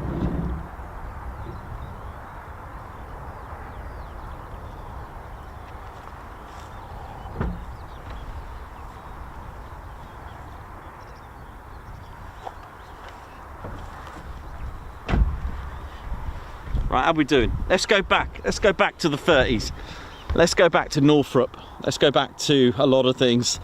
Let's go back to a flying wing. Let's go back to a Horton 229. Thanks a lot to Red Ted Stedman, who made this. Thank you very much for the show. Lovely jubbly. Let's go back to a flying wing.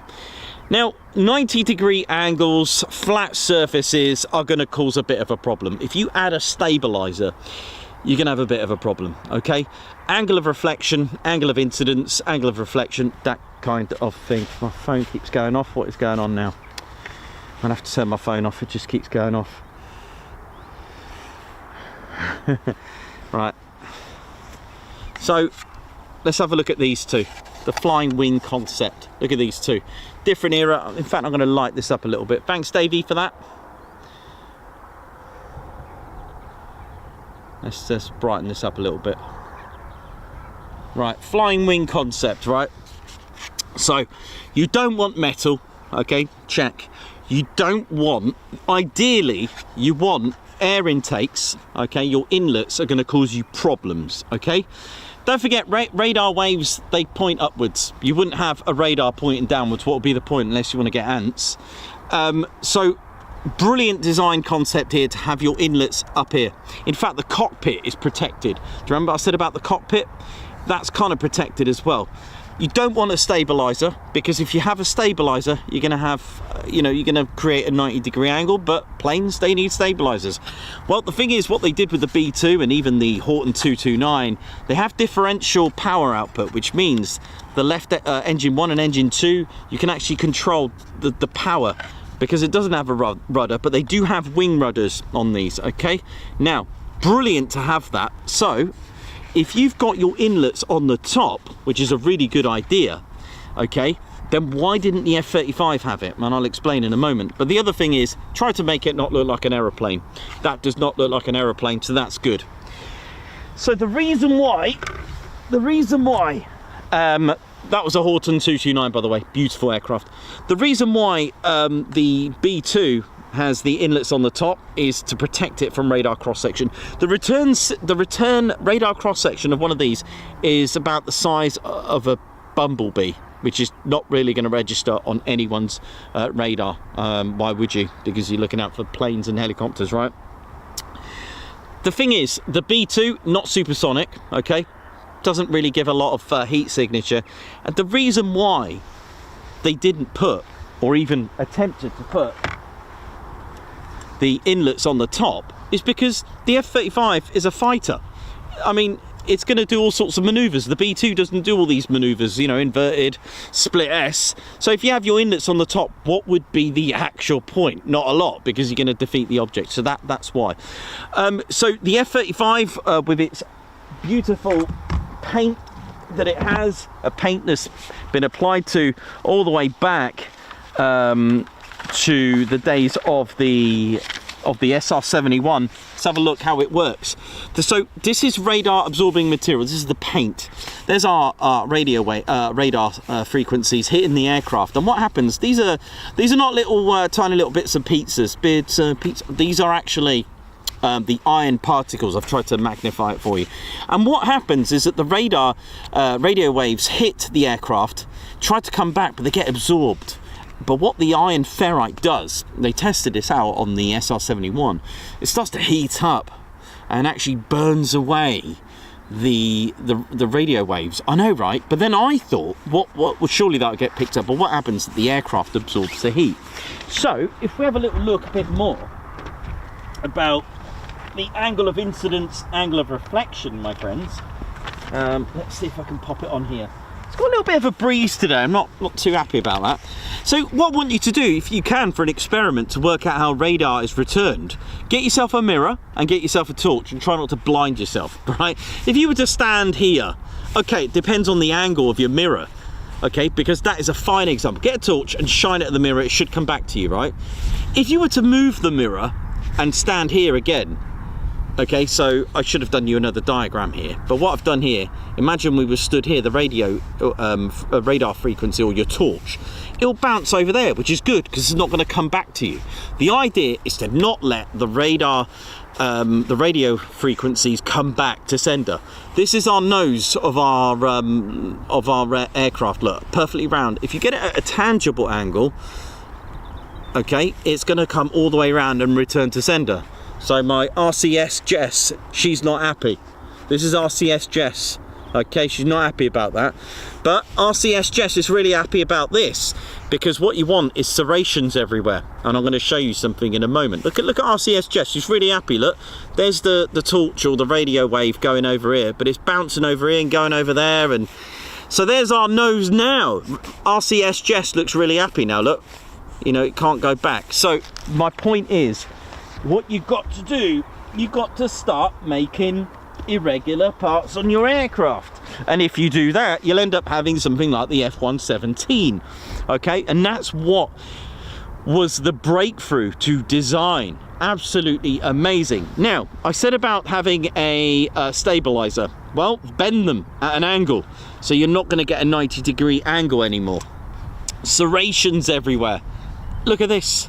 And the reason why you have radar absorbing tape, why they bother to do that, is because radio waves love consistency. What happens if you've got like a radio wave hitting here, okay, what it does, it will try to return to what it came back with, but the thing is, it's now met another different type of material, and what that does, it actually absorbs it even worse, even more, or worse, depends what you want to do. So there you go. This is why the F-35, even on the landing gear, everywhere, even here, all these serrations everywhere, zigzags the lot, lock, stock, the lot. It's just an absolute nightmare for radio waves to come back. On my F-35B, this is clear. That's the electro-optical targeting system. That's like your sniper pod. That's just going to lock onto targets and, you know, shoot everything. The canopy, it's actually got a coating on it. It can make it look red, bronze or blue, doesn't matter. It's applied, okay. So there we go. So lots of real cool factors. So my point is, it's a multi-role aircraft. It can take out light vehicles. It can go into dogfighting. It can actually take out aircraft over 100 kilometers away. It literally, it can go into defense where you can arm it with missiles. Stealth does not mean, well, you can see it. It doesn't mean that, because if you need to be in defense, you want to be seen. You want to be like, this is my area, get out my way. Do you know what I mean?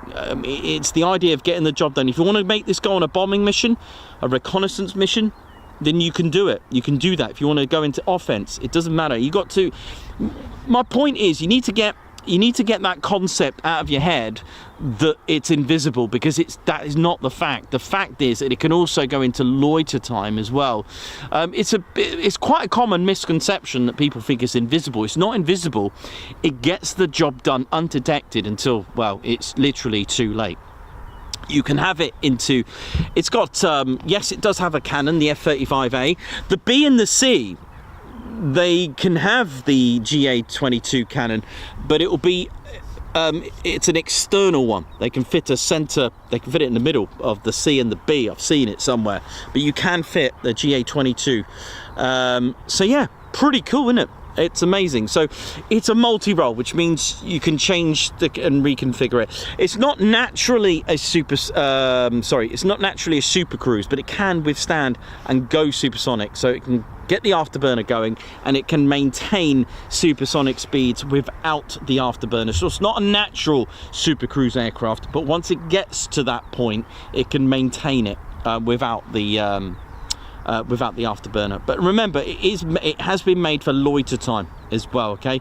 And don't forget, aerial combat is in the region of Mach 0.8 to 1.2. It's never really engaged any higher than that. I hope that answered some of your questions. The other thing as well, that the F-35, Davey, thanks for that, mate. Could be a long wait, yeah? Cheers, buddy. Oh well, we're all having a good time anyway. I'll give it to about 6:30 and have a little think about it. Yeah, the DAS system as well is amazing. I love showing you the DAS system. Look at that. So you'll see these little, like, really irregular shapes. They look like glass, or sometimes if you catch them at the right light mirrors. There are 6 of these, 1 there, 2 here, 1 there, and 1 at the back somewhere. I can't remember where, but there are 6 of these. It's literally the DAS system, the distributed aperture system, which is an infrared day or night situational awareness. And what that does, it causes this, it makes this sort of 360 bubble protection around it, and it's locking onto SAMs, light vehicles. It can engage if it wants to, and the good thing about DAS, it will link up with other F-35s. Okay, so you are causing, I don't think I think there's so much more that this can do, and yeah, they haven't scratched the surface yet. This is the aircraft, and it's got the most perfect engine in it with that as well. I mean, even the AESA, the scanned array, that has got like 1,600 tiny little antennas in there, and it's pointed upwards because, of course, well, you don't want to point it downwards because there's, you know, enemy radar down there. So there we go.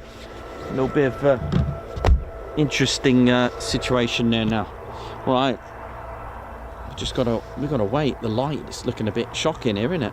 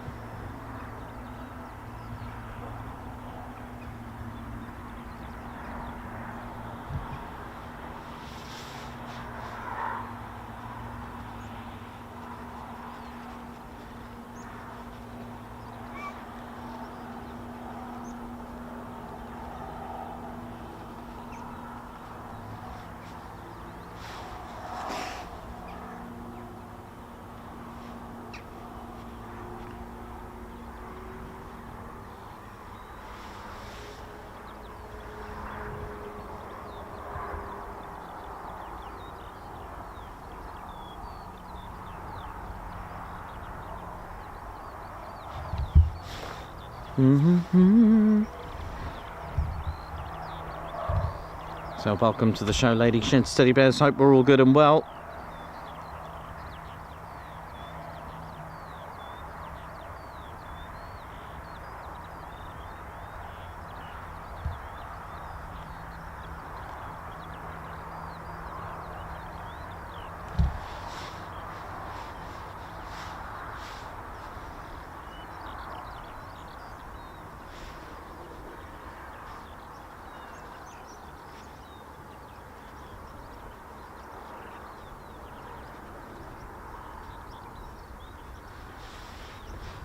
Da, da, da, da, da, da, da.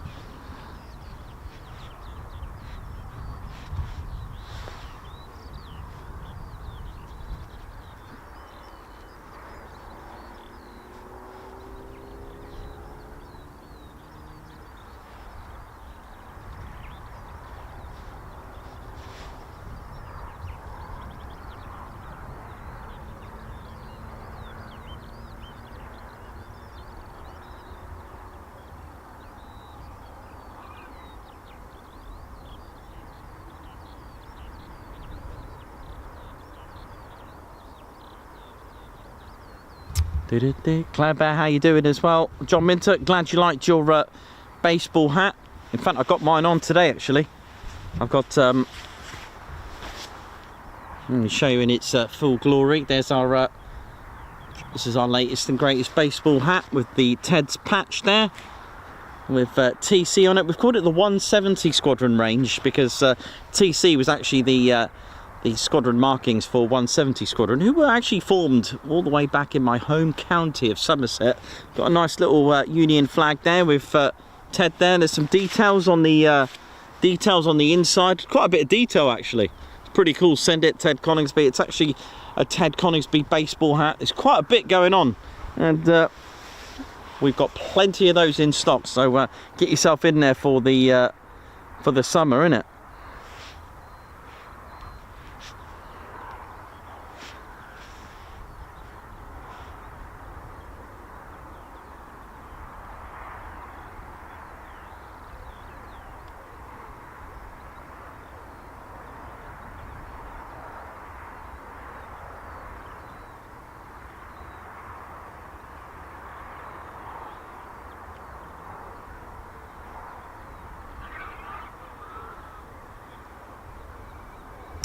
Yeah, so we are -1 GMT, so we're at 16:53 GMT now. I love GMT. Greek maybe time, you know. I always had this theory in Greece, so we used to call it Greek maybe time. Yeah, I know. If you were given a duration, you should always multiply it by 3. That was my theory. So if someone said I'll be there in 10 minutes, it means half an hour. That was just a little rough guide. And if you were given a time, well, you'd have to sort of add maybe 1 or 2 hours to it. So we used to call it Greek maybe time, GMT. But there we go. I don't know if the Greeks have improved on that since then. But there we go.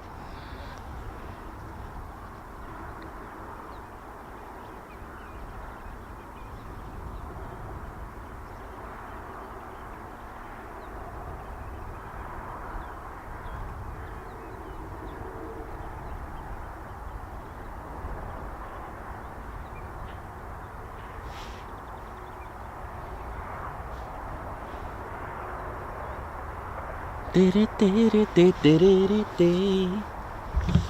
let's have a...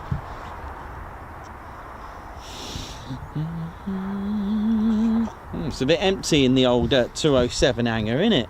Hey? Oh well, never mind, no worries. We can have a little chat, innit? Oh, it's nice and peaceful, nice and quiet here. It's just what we need. I'll tell you what, I've got lots of tea today, so that's all good.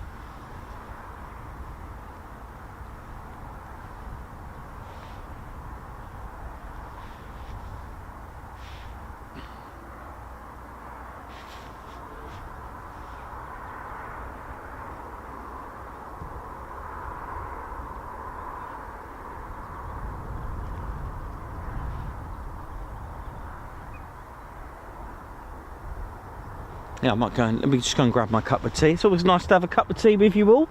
You know how it is.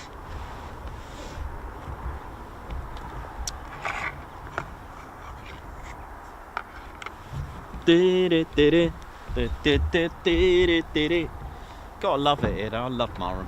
I love the history. It's so good. But, we may have a bit of a wait, but hey, I'll just hang on till about 7 and then head home. It was nice to catch the fourth taking off though. Don't often get 4 straight away like that.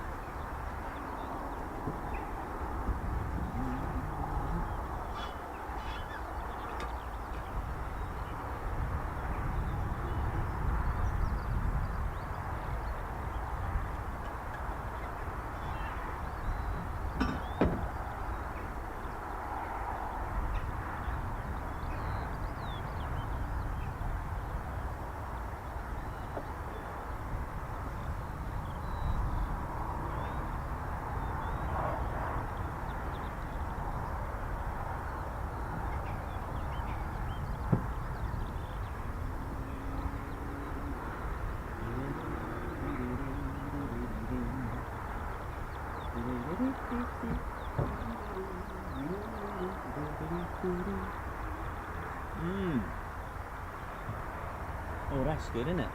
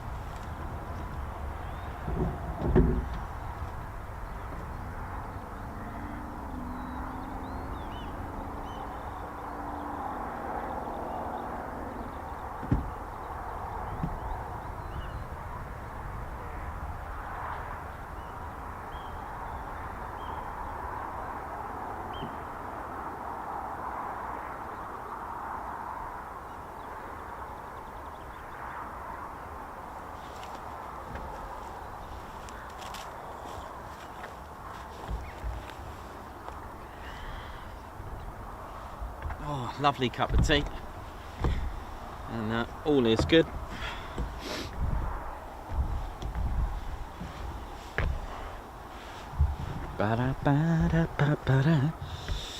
Right, so we're just gonna sit back, relax, have some tea, and wait for the return.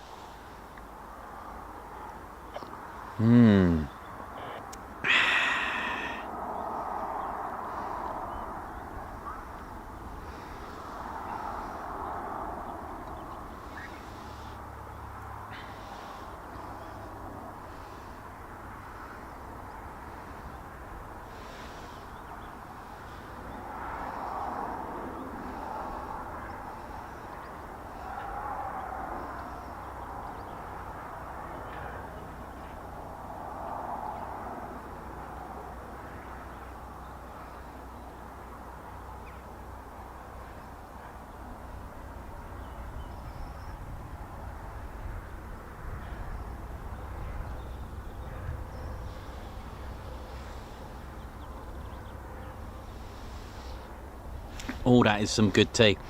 So my amazing jar of tea has all sorts in it. Twinings, PG, Yorkshire, Tetley, bit of Brook Bond, all in a jar, all making their own. It's the Nikos brew. So they've all congested together and formed this fusion of happiness. So I put about, right, listen to this, right? I put 4 tea bags in my flask. 4. And there'll be, I mean, I'll have to play the lottery if I get all 4 of the same brand in there. I like to mix it up and see how it all goes, you know what I mean?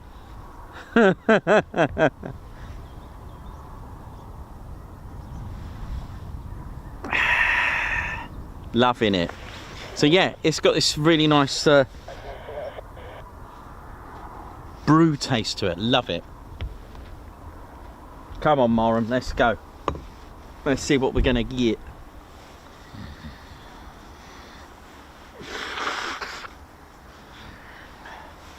And hopefully, of course, as I've always mentioned, it's all about the vertical landings here. It's not the best light in the world here, but it's pretty dull, isn't it? The light today. Don't know what's going on. Let me see if I can. Oh, that's really sorted that out, didn't it?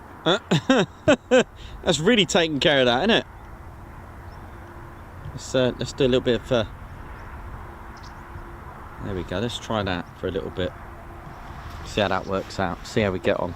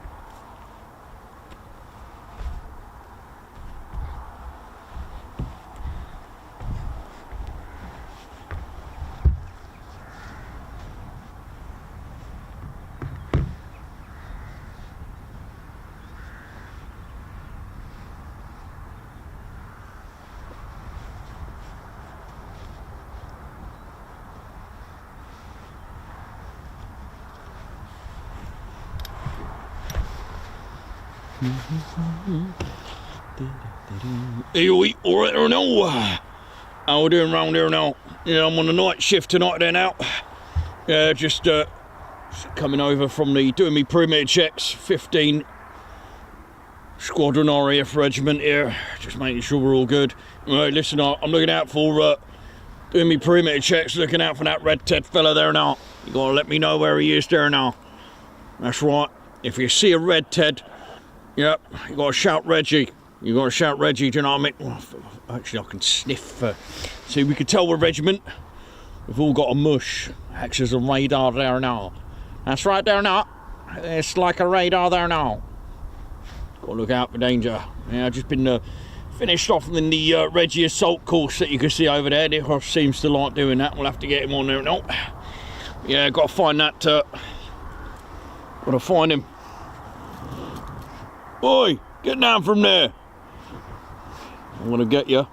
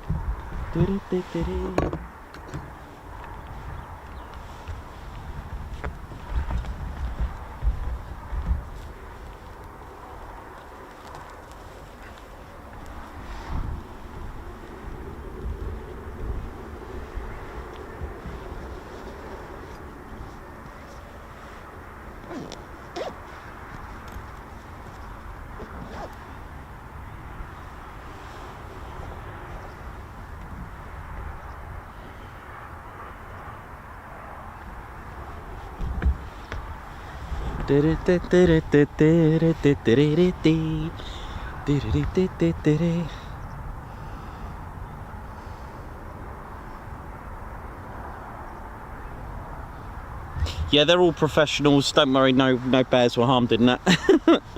Oh, they love it.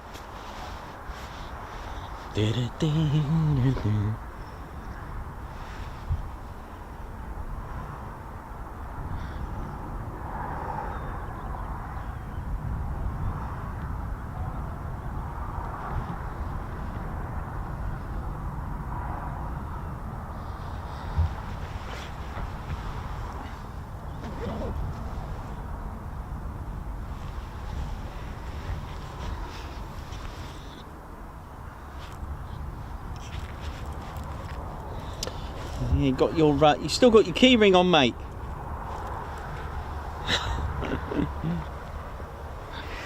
That's Red Ted there, just doing his thing. Just letting you know everything's all right.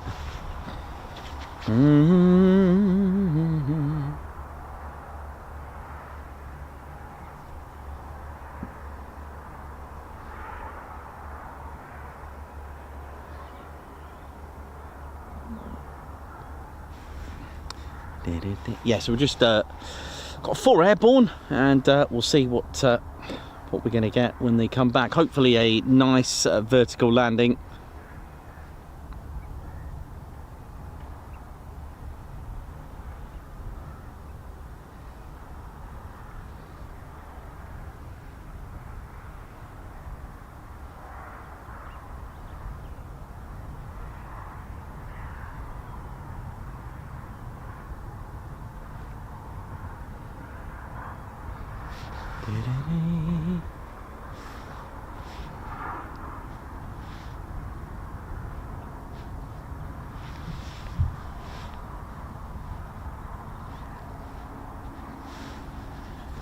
Ba-da-ba-ba-da-ba-ba.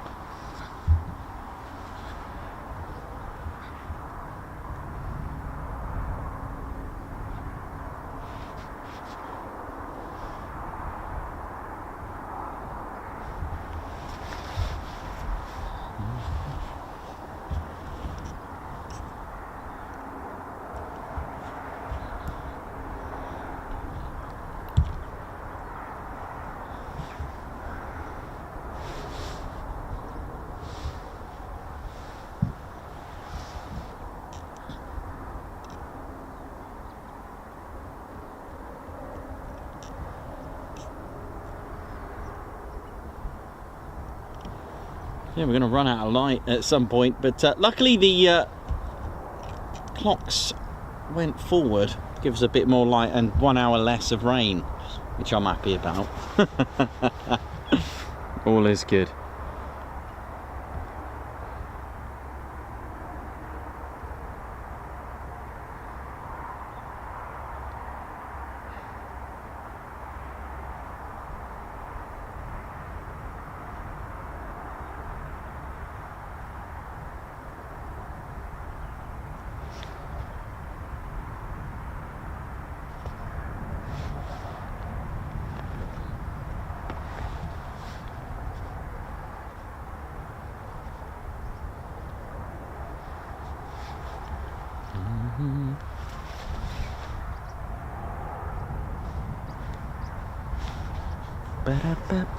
So we got 3 landing pads to hopefully see today being used. They are quite a substantial size. They're about 67 by 67 meters. You know, when I first started doing this, I thought that they were round. I don't know why, but the Harrier landing pads round. Don't know why I had this imagination that they were round, but anyway, they're square. But there's actually a landing zone within the 67 meter by 67 meter, actually 30.5 meters by 30.5 meters, and that'll be the actual landing zone inside the landing pad. It's quite a big size, and there are 3 VL pads. They're numbered 1, 2, and 3, and hopefully get to see that. There's also, as you may notice, there's another runway made of asphalt. It's a softer material, usually for training, especially that we've got an OCU here with the 207 Squadron. So that's this runway here. There we go, 01 and 19. We may get to see that in use. They can use it for like approaches and you know, slow rolling vertical landings as well. They're cool as well, really good to like. They're like a ship-borne style landing, and they literally just hover really slowly at an angle and come down. It looks like a conventional takeoff, but if it was a convention, sorry, it looks like a conventional landing, but if it was, it would be completely stalled and just drop. But thanks to Rolls-Royce's lift fan and lift system, it's able to execute such maneuver. Gary, thanks a lot. Thank you very much.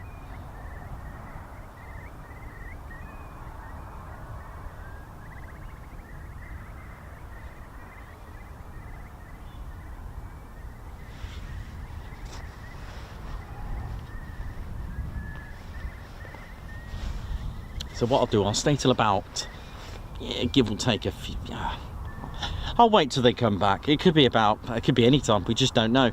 But I was going to say first of all, I thought, shall I do 6:30? Shall I do 7? Shall I do 8? And then 8 becomes 9, and 9 becomes 10. But I'll keep the show on the road. I'll see how long they're going to be. But there is no time scale. Depends what they're doing. They could take up to 3 hours sometimes if they're air-to-air refueling and going on other missions. They could even be doing a diversion somewhere. You just don't know. You just literally just turn up, hope for the best, see what you're going to get. But what I can tell you, we did manage to get 4 airborne, right? And we caught that. We got some. There were nice takeoffs, nice little bank as well.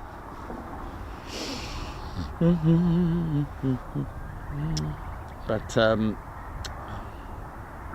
oh, thanks very much for your support, man. Gary, thank you very much. How you been, man? How are you all anyway? How's everyone doing? Hope you're all good. Let's have a look here now. Yeah, I hope everyone's doing all right. Hope everyone's well. Ted, where are you, mate? Squadron leader Ted Coningsby. Yeah, Ted and I love Marham. It's just packed with history. We just love it. And it's the only place you're going to see fighter jets hovering. I mean, that's just not heard of, is it, really? But only here. The only place to get it. Come and get it. Margot, thanks a lot for the super. A guard's march to you. Thank you very much. Who's part of our spanner flight. Also, LEJ Approach, who's part of our spanner flight.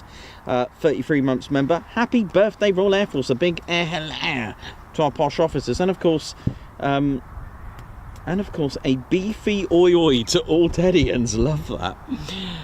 Bjorn Danielson, high five and a guard's march. Thank you for gifting a Ted Coningsby membership. Guards march. Brian Acosta, thank you very much for your super. Darren Harwood, thanks a lot for your 37 months membership. It's all about the planes and chatting, innit? Mad Max GF, member for 30 months. Joe Illot, high five, guards march. Thank you for gifting a Ted Coningsby membership. Martin Ingham, high five. Thank you for joining the Ted Coningsby Squadron. Lovely to see you on here. Alan Gates, high five, guards march as well to you for gifting a Ted Coningsby membership. Melody, thanks a lot for your 9 months. Thank you for the best entertainment. Paul L, high five, man. Thank you very much for that. Super. Thanks for helping kids to study. Thank you very much. I'll do my best. Gary, high five, guards march. Thank you for gifting a Ted Coningsby membership. We got a Christine Howard who's going to get a high five from us and a Guards March for joining the Ted Coningsby Squadron. Also joining Christine Howard is, I guess that's Hawkster. Written nicely there. High five, Guards March. Thank you for joining the Ted Coningsby Squadron. Making more members for us with kindness and generosity is Gary. High five and a paw pump for gifting 5 Ted Coningsby memberships. Guards March to you. Gary Inch, thanks a lot for the super. I love this great stream forever. Oh yeah, thanks a lot, man. Thanks a lot, Gary. Gary, thank you. High five and a high five, paw pump. Guards March, thank you for that super. Alex Raven as well. Guards March to you. Massive congrats on 128,000 subscribers. Huge achievement. Oh yeah. Gary, get yourself a fillet. High five. Thanks a lot, Gary. It'll probably be a salmon fillet. And yes, the Royal Air Force. Amazing.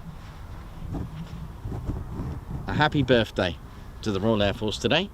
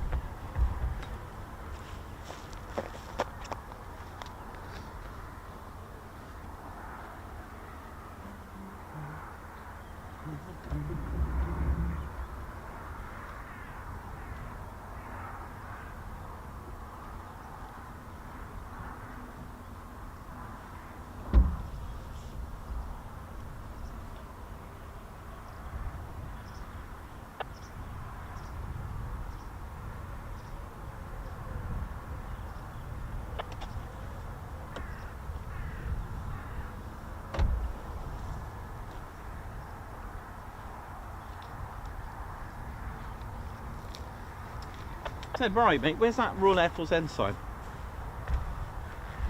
Yeah, I'll tell you what. Not sure if you know. So Ted's Royal Air Force ensign. There was another ensign, a white one. I don't know if you've ever seen it. We did a post a long time ago. Ted, do you want to show us the latest and greatest one, mate? There was one before this, and it had a lot of controversy as well. In fact, Ted, where are you, mate? Just, I don't know if you know about the controversy and the arguments about the Royal Air Force's ensign. Look at that. There was another one. You may have seen it. It's quite, it's white. Let me just sort Ted's ensign out. It was white with a blue cross, and in the top, oh gosh, that's got me now. In the top left, I think it was, had an eagle on it. And the story with the Royal Air Force ensign, well, it was not met with smiles from the Royal Navy. In fact, nearly 3 years of interdepartmental controversy preceded the introduction of the ensign in 1920. But there was one previous as well, but it involved the Admiralty, the War Office and the Air Ministry, and was only brought to settlement by indirect intervention of the King to get this sorted out. And it was it wasn't even amicable. It was, the settlement was like, well, the King's decided, that'll be it. And you know, it was amazing to even come up with a distinguishing flag to be flown on the Royal Air Force stations. It was actually decided by the Air Council soon after the formation of the new service. But from the hello. But yes, and it was literally decided by the Air Council soon after the formation of the new service, which was the Royal Air Force, founded on the 1st of April of 1918, a birthday today. But it was literally, though, from the outset of that proposal, all right, it was met with a good deal of disfavour by the Admiralty, who enjoy a traditional and ancient right to veto the introduction of any new flag intended to be worn by land, sea, or within the British territories. And it was like literally just met with disgust and disfavour. They just did not want it. And you know, as guardians of this type of ancient tradition, the Admiralty felt that there was really no necessity for a land-based force to have a flag at all. In fact, the Air Council of the day on the other hand, was quite adamant that should there be a flag for the Royal Air Force.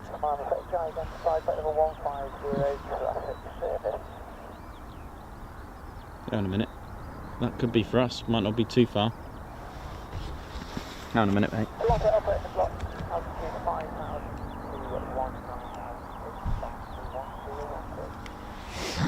Yeah, so this poor flag, the ensign of the Royal Air Force, was met with like disfavour, and but they kept going with it. You know, they were like, no, the persistence was eventually brought forth a change in the heart of the senior service. They kept going. They were thinking about whether to include the Union flag or the Union Jack for the Navy, which the Navy do have in the canton.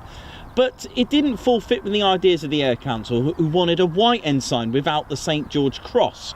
So the original one before this was a white flag with a blue St. George Cross, for example. And I can't remember, I'm really sorry, but I think the top right had an eagle, a golden eagle. So the sketch was in fact that one sent to the Admiralty, the War Office, for their proposal and consent. Now the War Office didn't find any fault with the design. They thought, yeah, it's fine, but the Admiralty speedily rejected it and literally just said no, and pointing out that the white ensign, like the red and the blue ensigns, was reserved for Royal Naval use. I'm afraid you can't use that. So if you look at the Royal Navy's ensign, it's white, right, with a red St. George Cross with the canton of the Union Jack, we can call it that, in the corner, in the canton, but without any modifications for any purpose not connected. They couldn't do it. But in the end, they kept going and going, and the Union, you know, literally the King was just annoyed with it, and King George V just said, I'll agree it, because he thought that there was no problem with this ensign. You know, it was blue.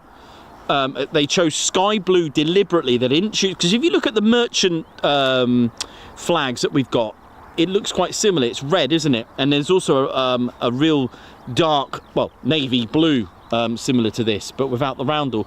But they chose the roundel because it was fitting to remember those of the First World War, with the Royal Flying Corps and eventually the Royal that became the Royal Air Force. So it was only because the King actually accepted it that the Admiralty had no choice but to say, well, it's decided, we might as well have it. In that disfavour, it was really met with so much rejection, because the Royal Navy felt that no, or at least the Admiralty were actually reserving flags of white, either white background, red or blue, navy blue, so be it, for the Royal Navy. It was quite interesting. It's if you have a look at it, it's quite a massive argument. It's quite a lot. It's an in-depth argument over the Royal Air Force's flag. And like I said, the first one did come out, but it was rejected. It was white. Do you know what? I'll just do it on my phone. Let's just get it up on my phone. Hang on. Let's have a look at it. I'll see if I can find it. I did actually post it. White. I'll just put white RAF flag. You'll see it in a minute. No, that's not it. That's bringing up the navy one. Let me see if I can find it for you. It's very rare. I couldn't believe I found one. If I can find it.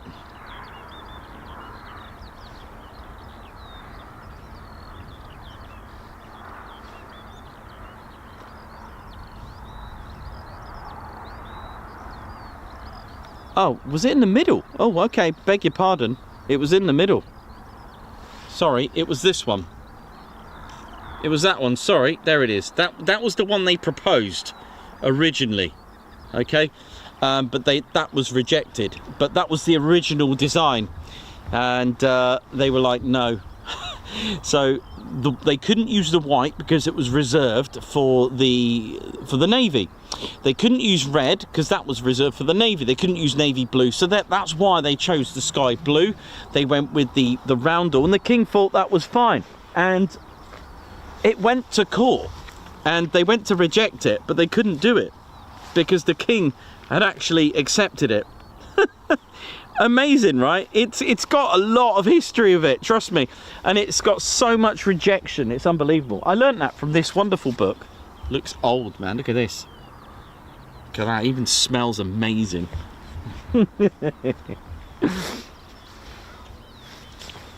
I think my van is a library on wheels, literally.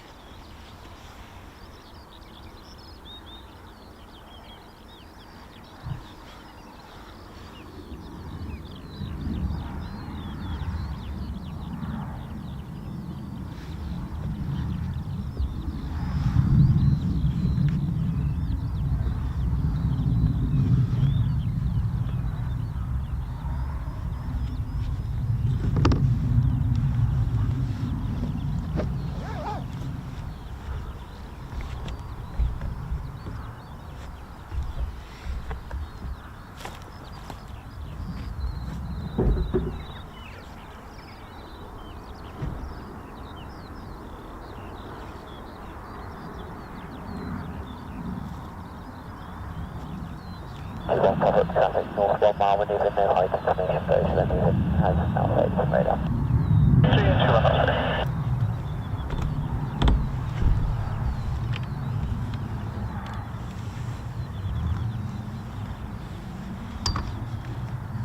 Just some of the bits and pieces away.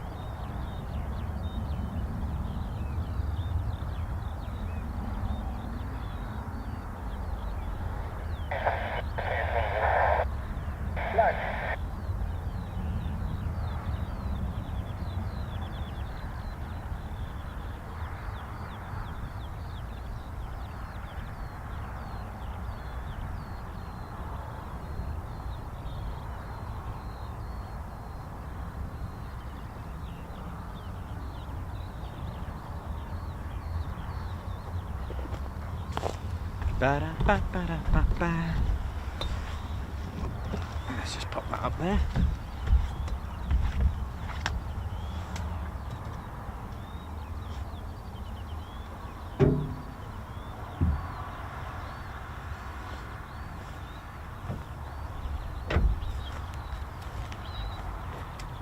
Set by Connect 1020, requesting it. 220, Cool.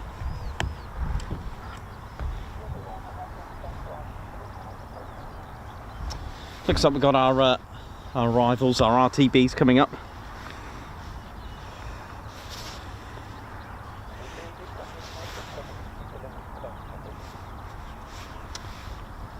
Steve Sedman, how you doing? Hope you're good. Thanks a lot, Leo, who was at Coningsby yesterday.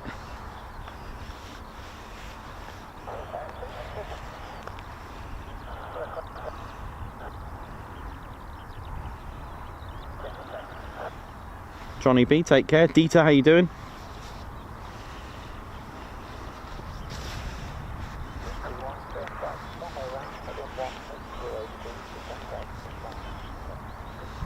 Okay, they're not far now.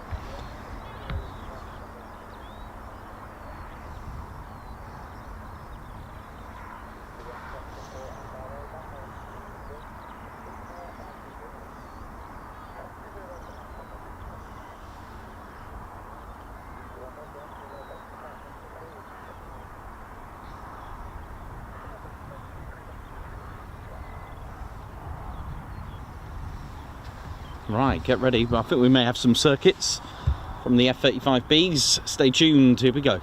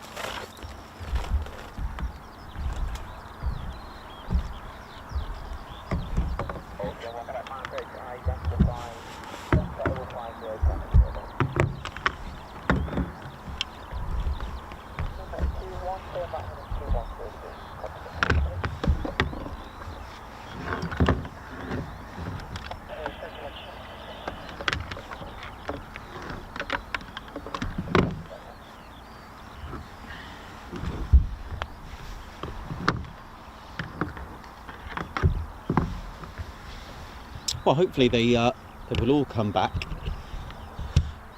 all four, with no waiting.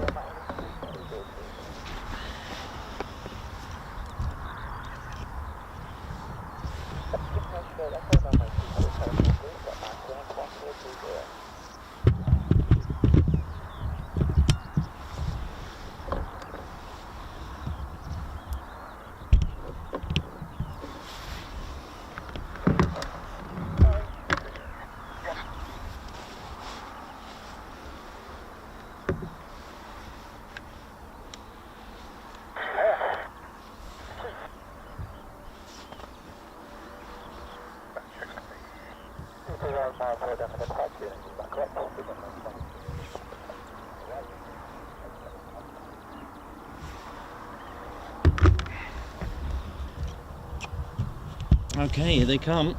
They're about 8 miles away.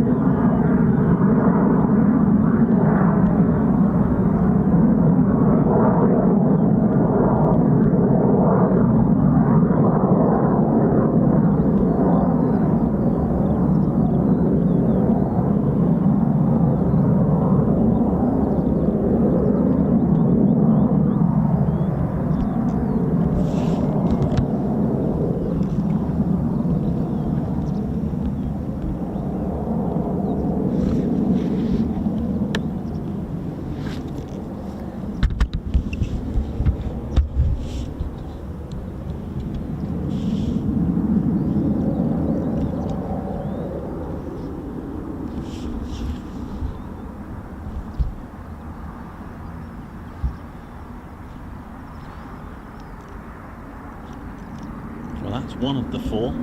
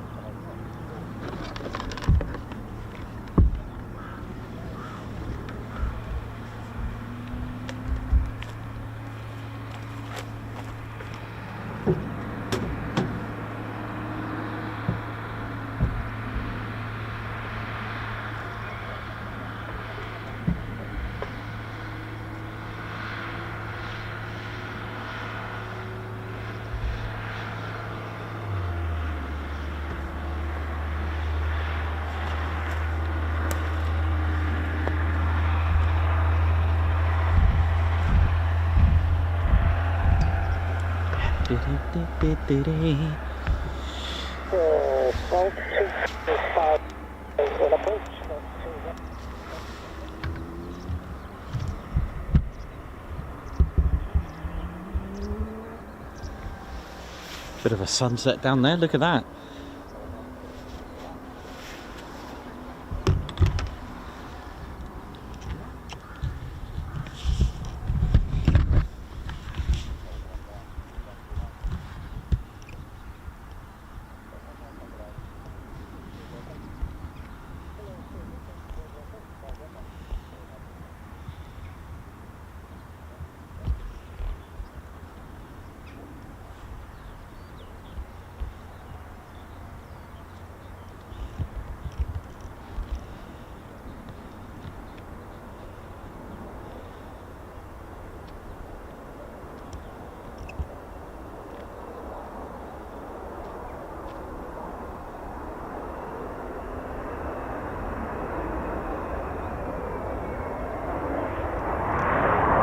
One's just landed, by the way.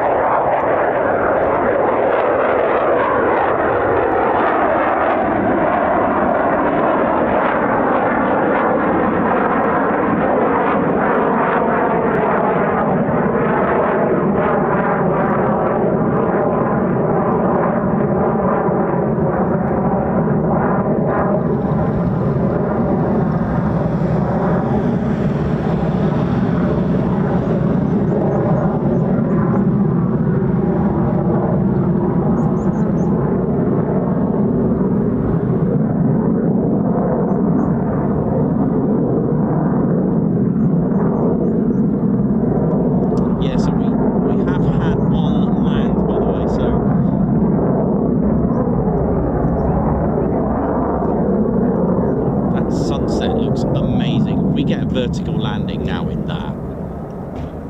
That'd be pretty cool. So we've got 3 more chances for a vertical landing.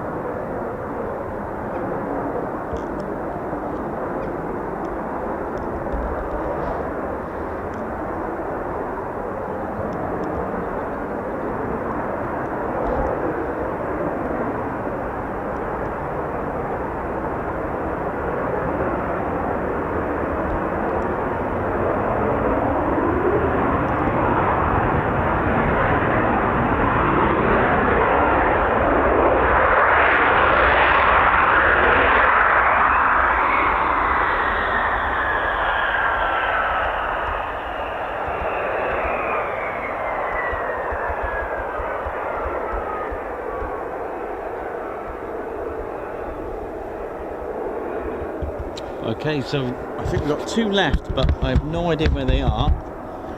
So we've got 2 more chances. That was a SRV out, short rolling vertical land. That lovely though, but let's see if we can get a bit of luck.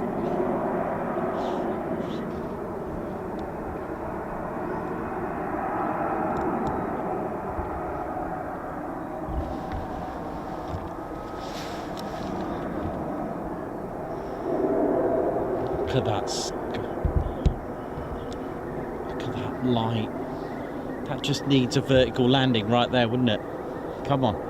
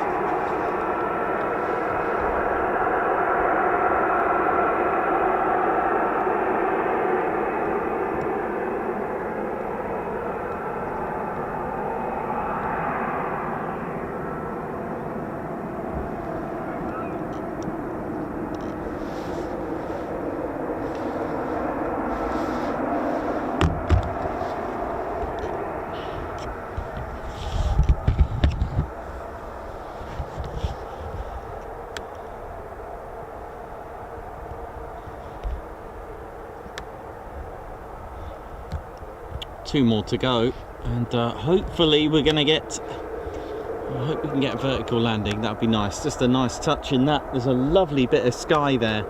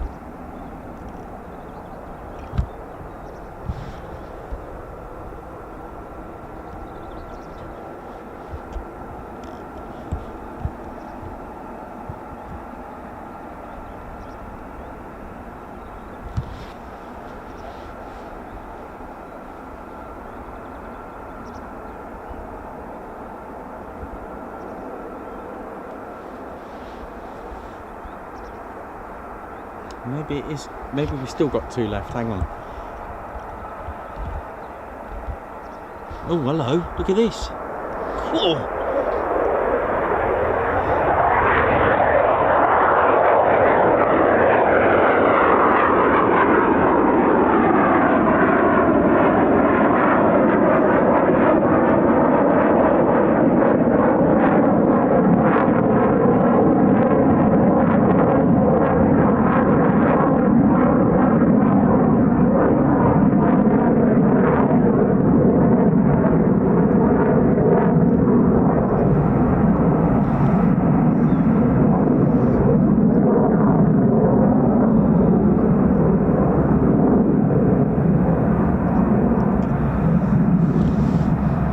Figure out if there's 2 or 3 that have landed, because I'm not 100% sure. So we've definitely got 1 airborne minimum.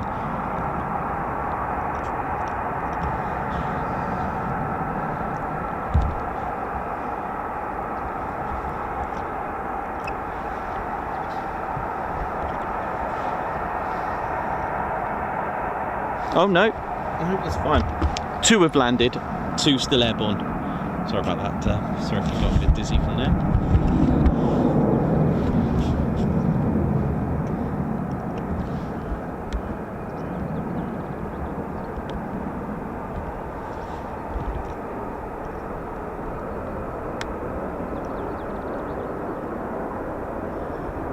I think it's another slow land. Oh, I don't think we're going to get any vertical landings, unfortunately.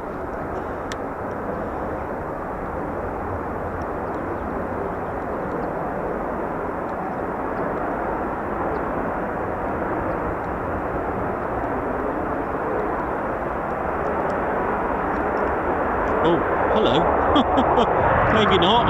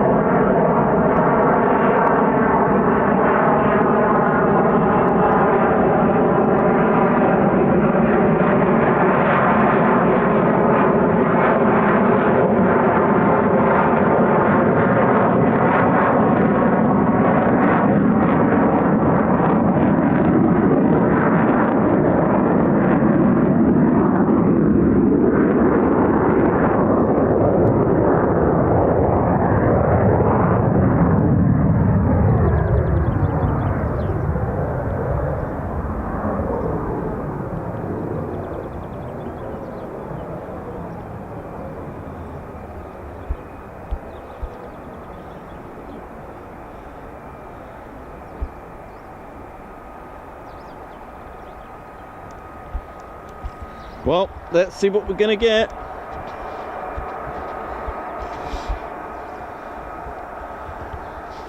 Come on, please, Bolt 2-1 flight. Oh, goodness me, look at this. Oh, whoa!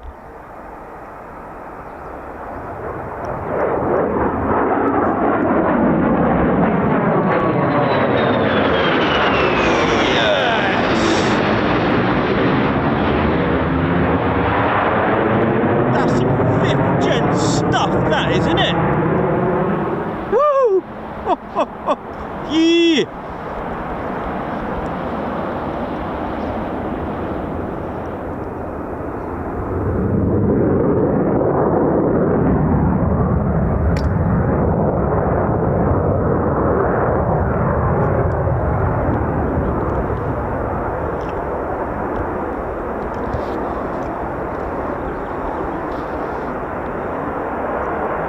Oh yeah, keep this going, man.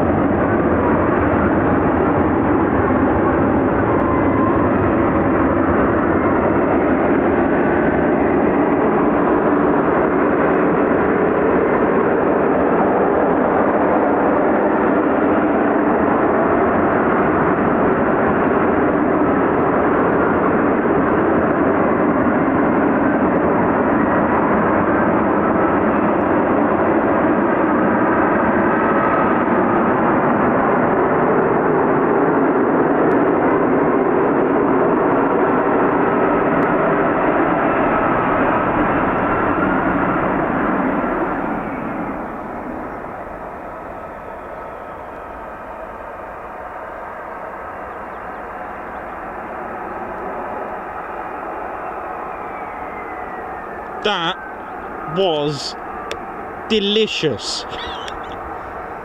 Oh my word. Did you just see that? Here comes the other one.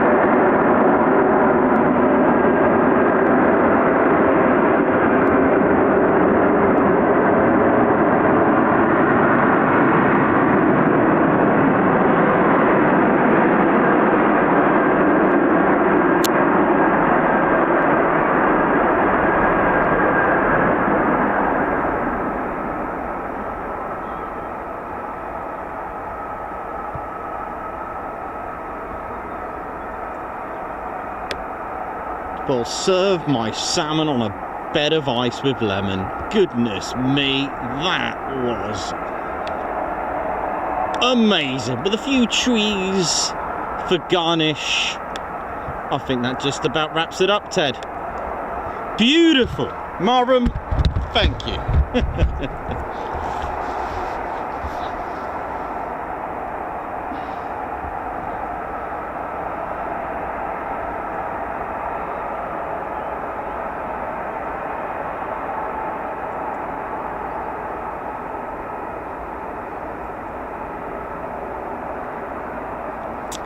Well, I hope you all enjoyed that. That's our Ted's afternoon tea session, which turned out to be a romantic sunset setting.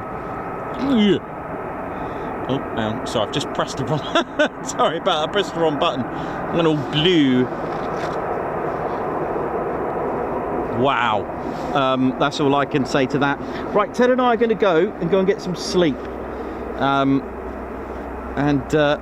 Well, I'm lost for words, because that was just terrific.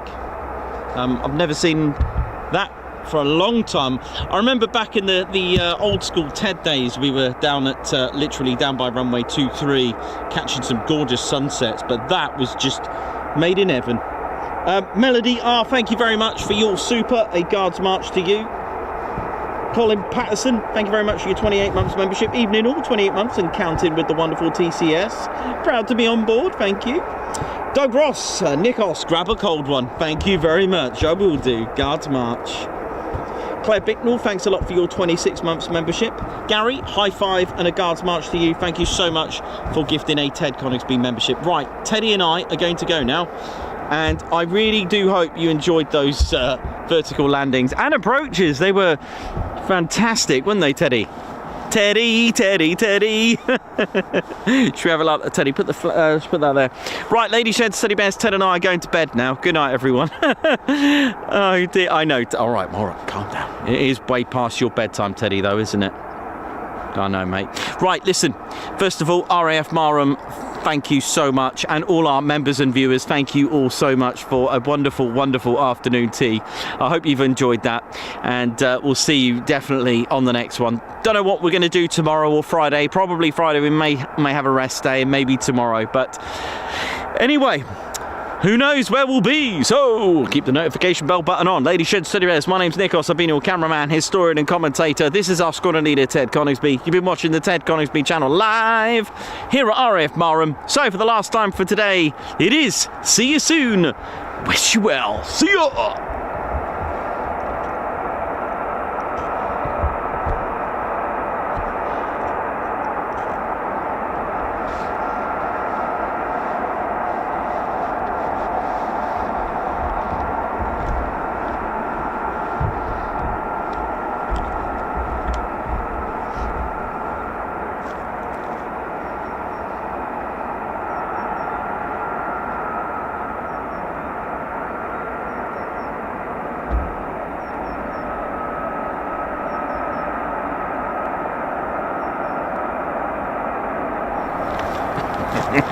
Oh yeah, ladies, sheds and teddy bears, welcome to the Ted Coningsby channel membership. I'm Nikos, I'm your cameraman and commentator. This is our squadron leader, Ted Coningsby. Just want to say a massive thank you to all our members. Guns up, and oh yeah. Take it away, Ted. Ladies, sheds and teddy bears, we want to say a massive thank you to all of our subscribers for getting us to where we are today. We have gone all over the country, from as far as Lossiemouth to Bryce Norton, and military areas such as air weapons ranges, low flying areas, heritage centres and special flights for TED 2. We cannot do this without your support, and your support will be rewarded. You can now join the Ted Coningsby Squadron and help fund the channel to get us around the country and provide us with the funds for equipment to bring you better content too. We have 3 levels of membership to suit everyone. With your membership, you'll get access to members only videos, photos, posts, unlock special Ted Coningsby YouTube emojis and loyalty badges, as well as being able to access our exclusive members-only Discord server. All membership levels reward you with discounts to our online store. Our top level fighter squadron was inspired by many of our fans who supported the channel massively.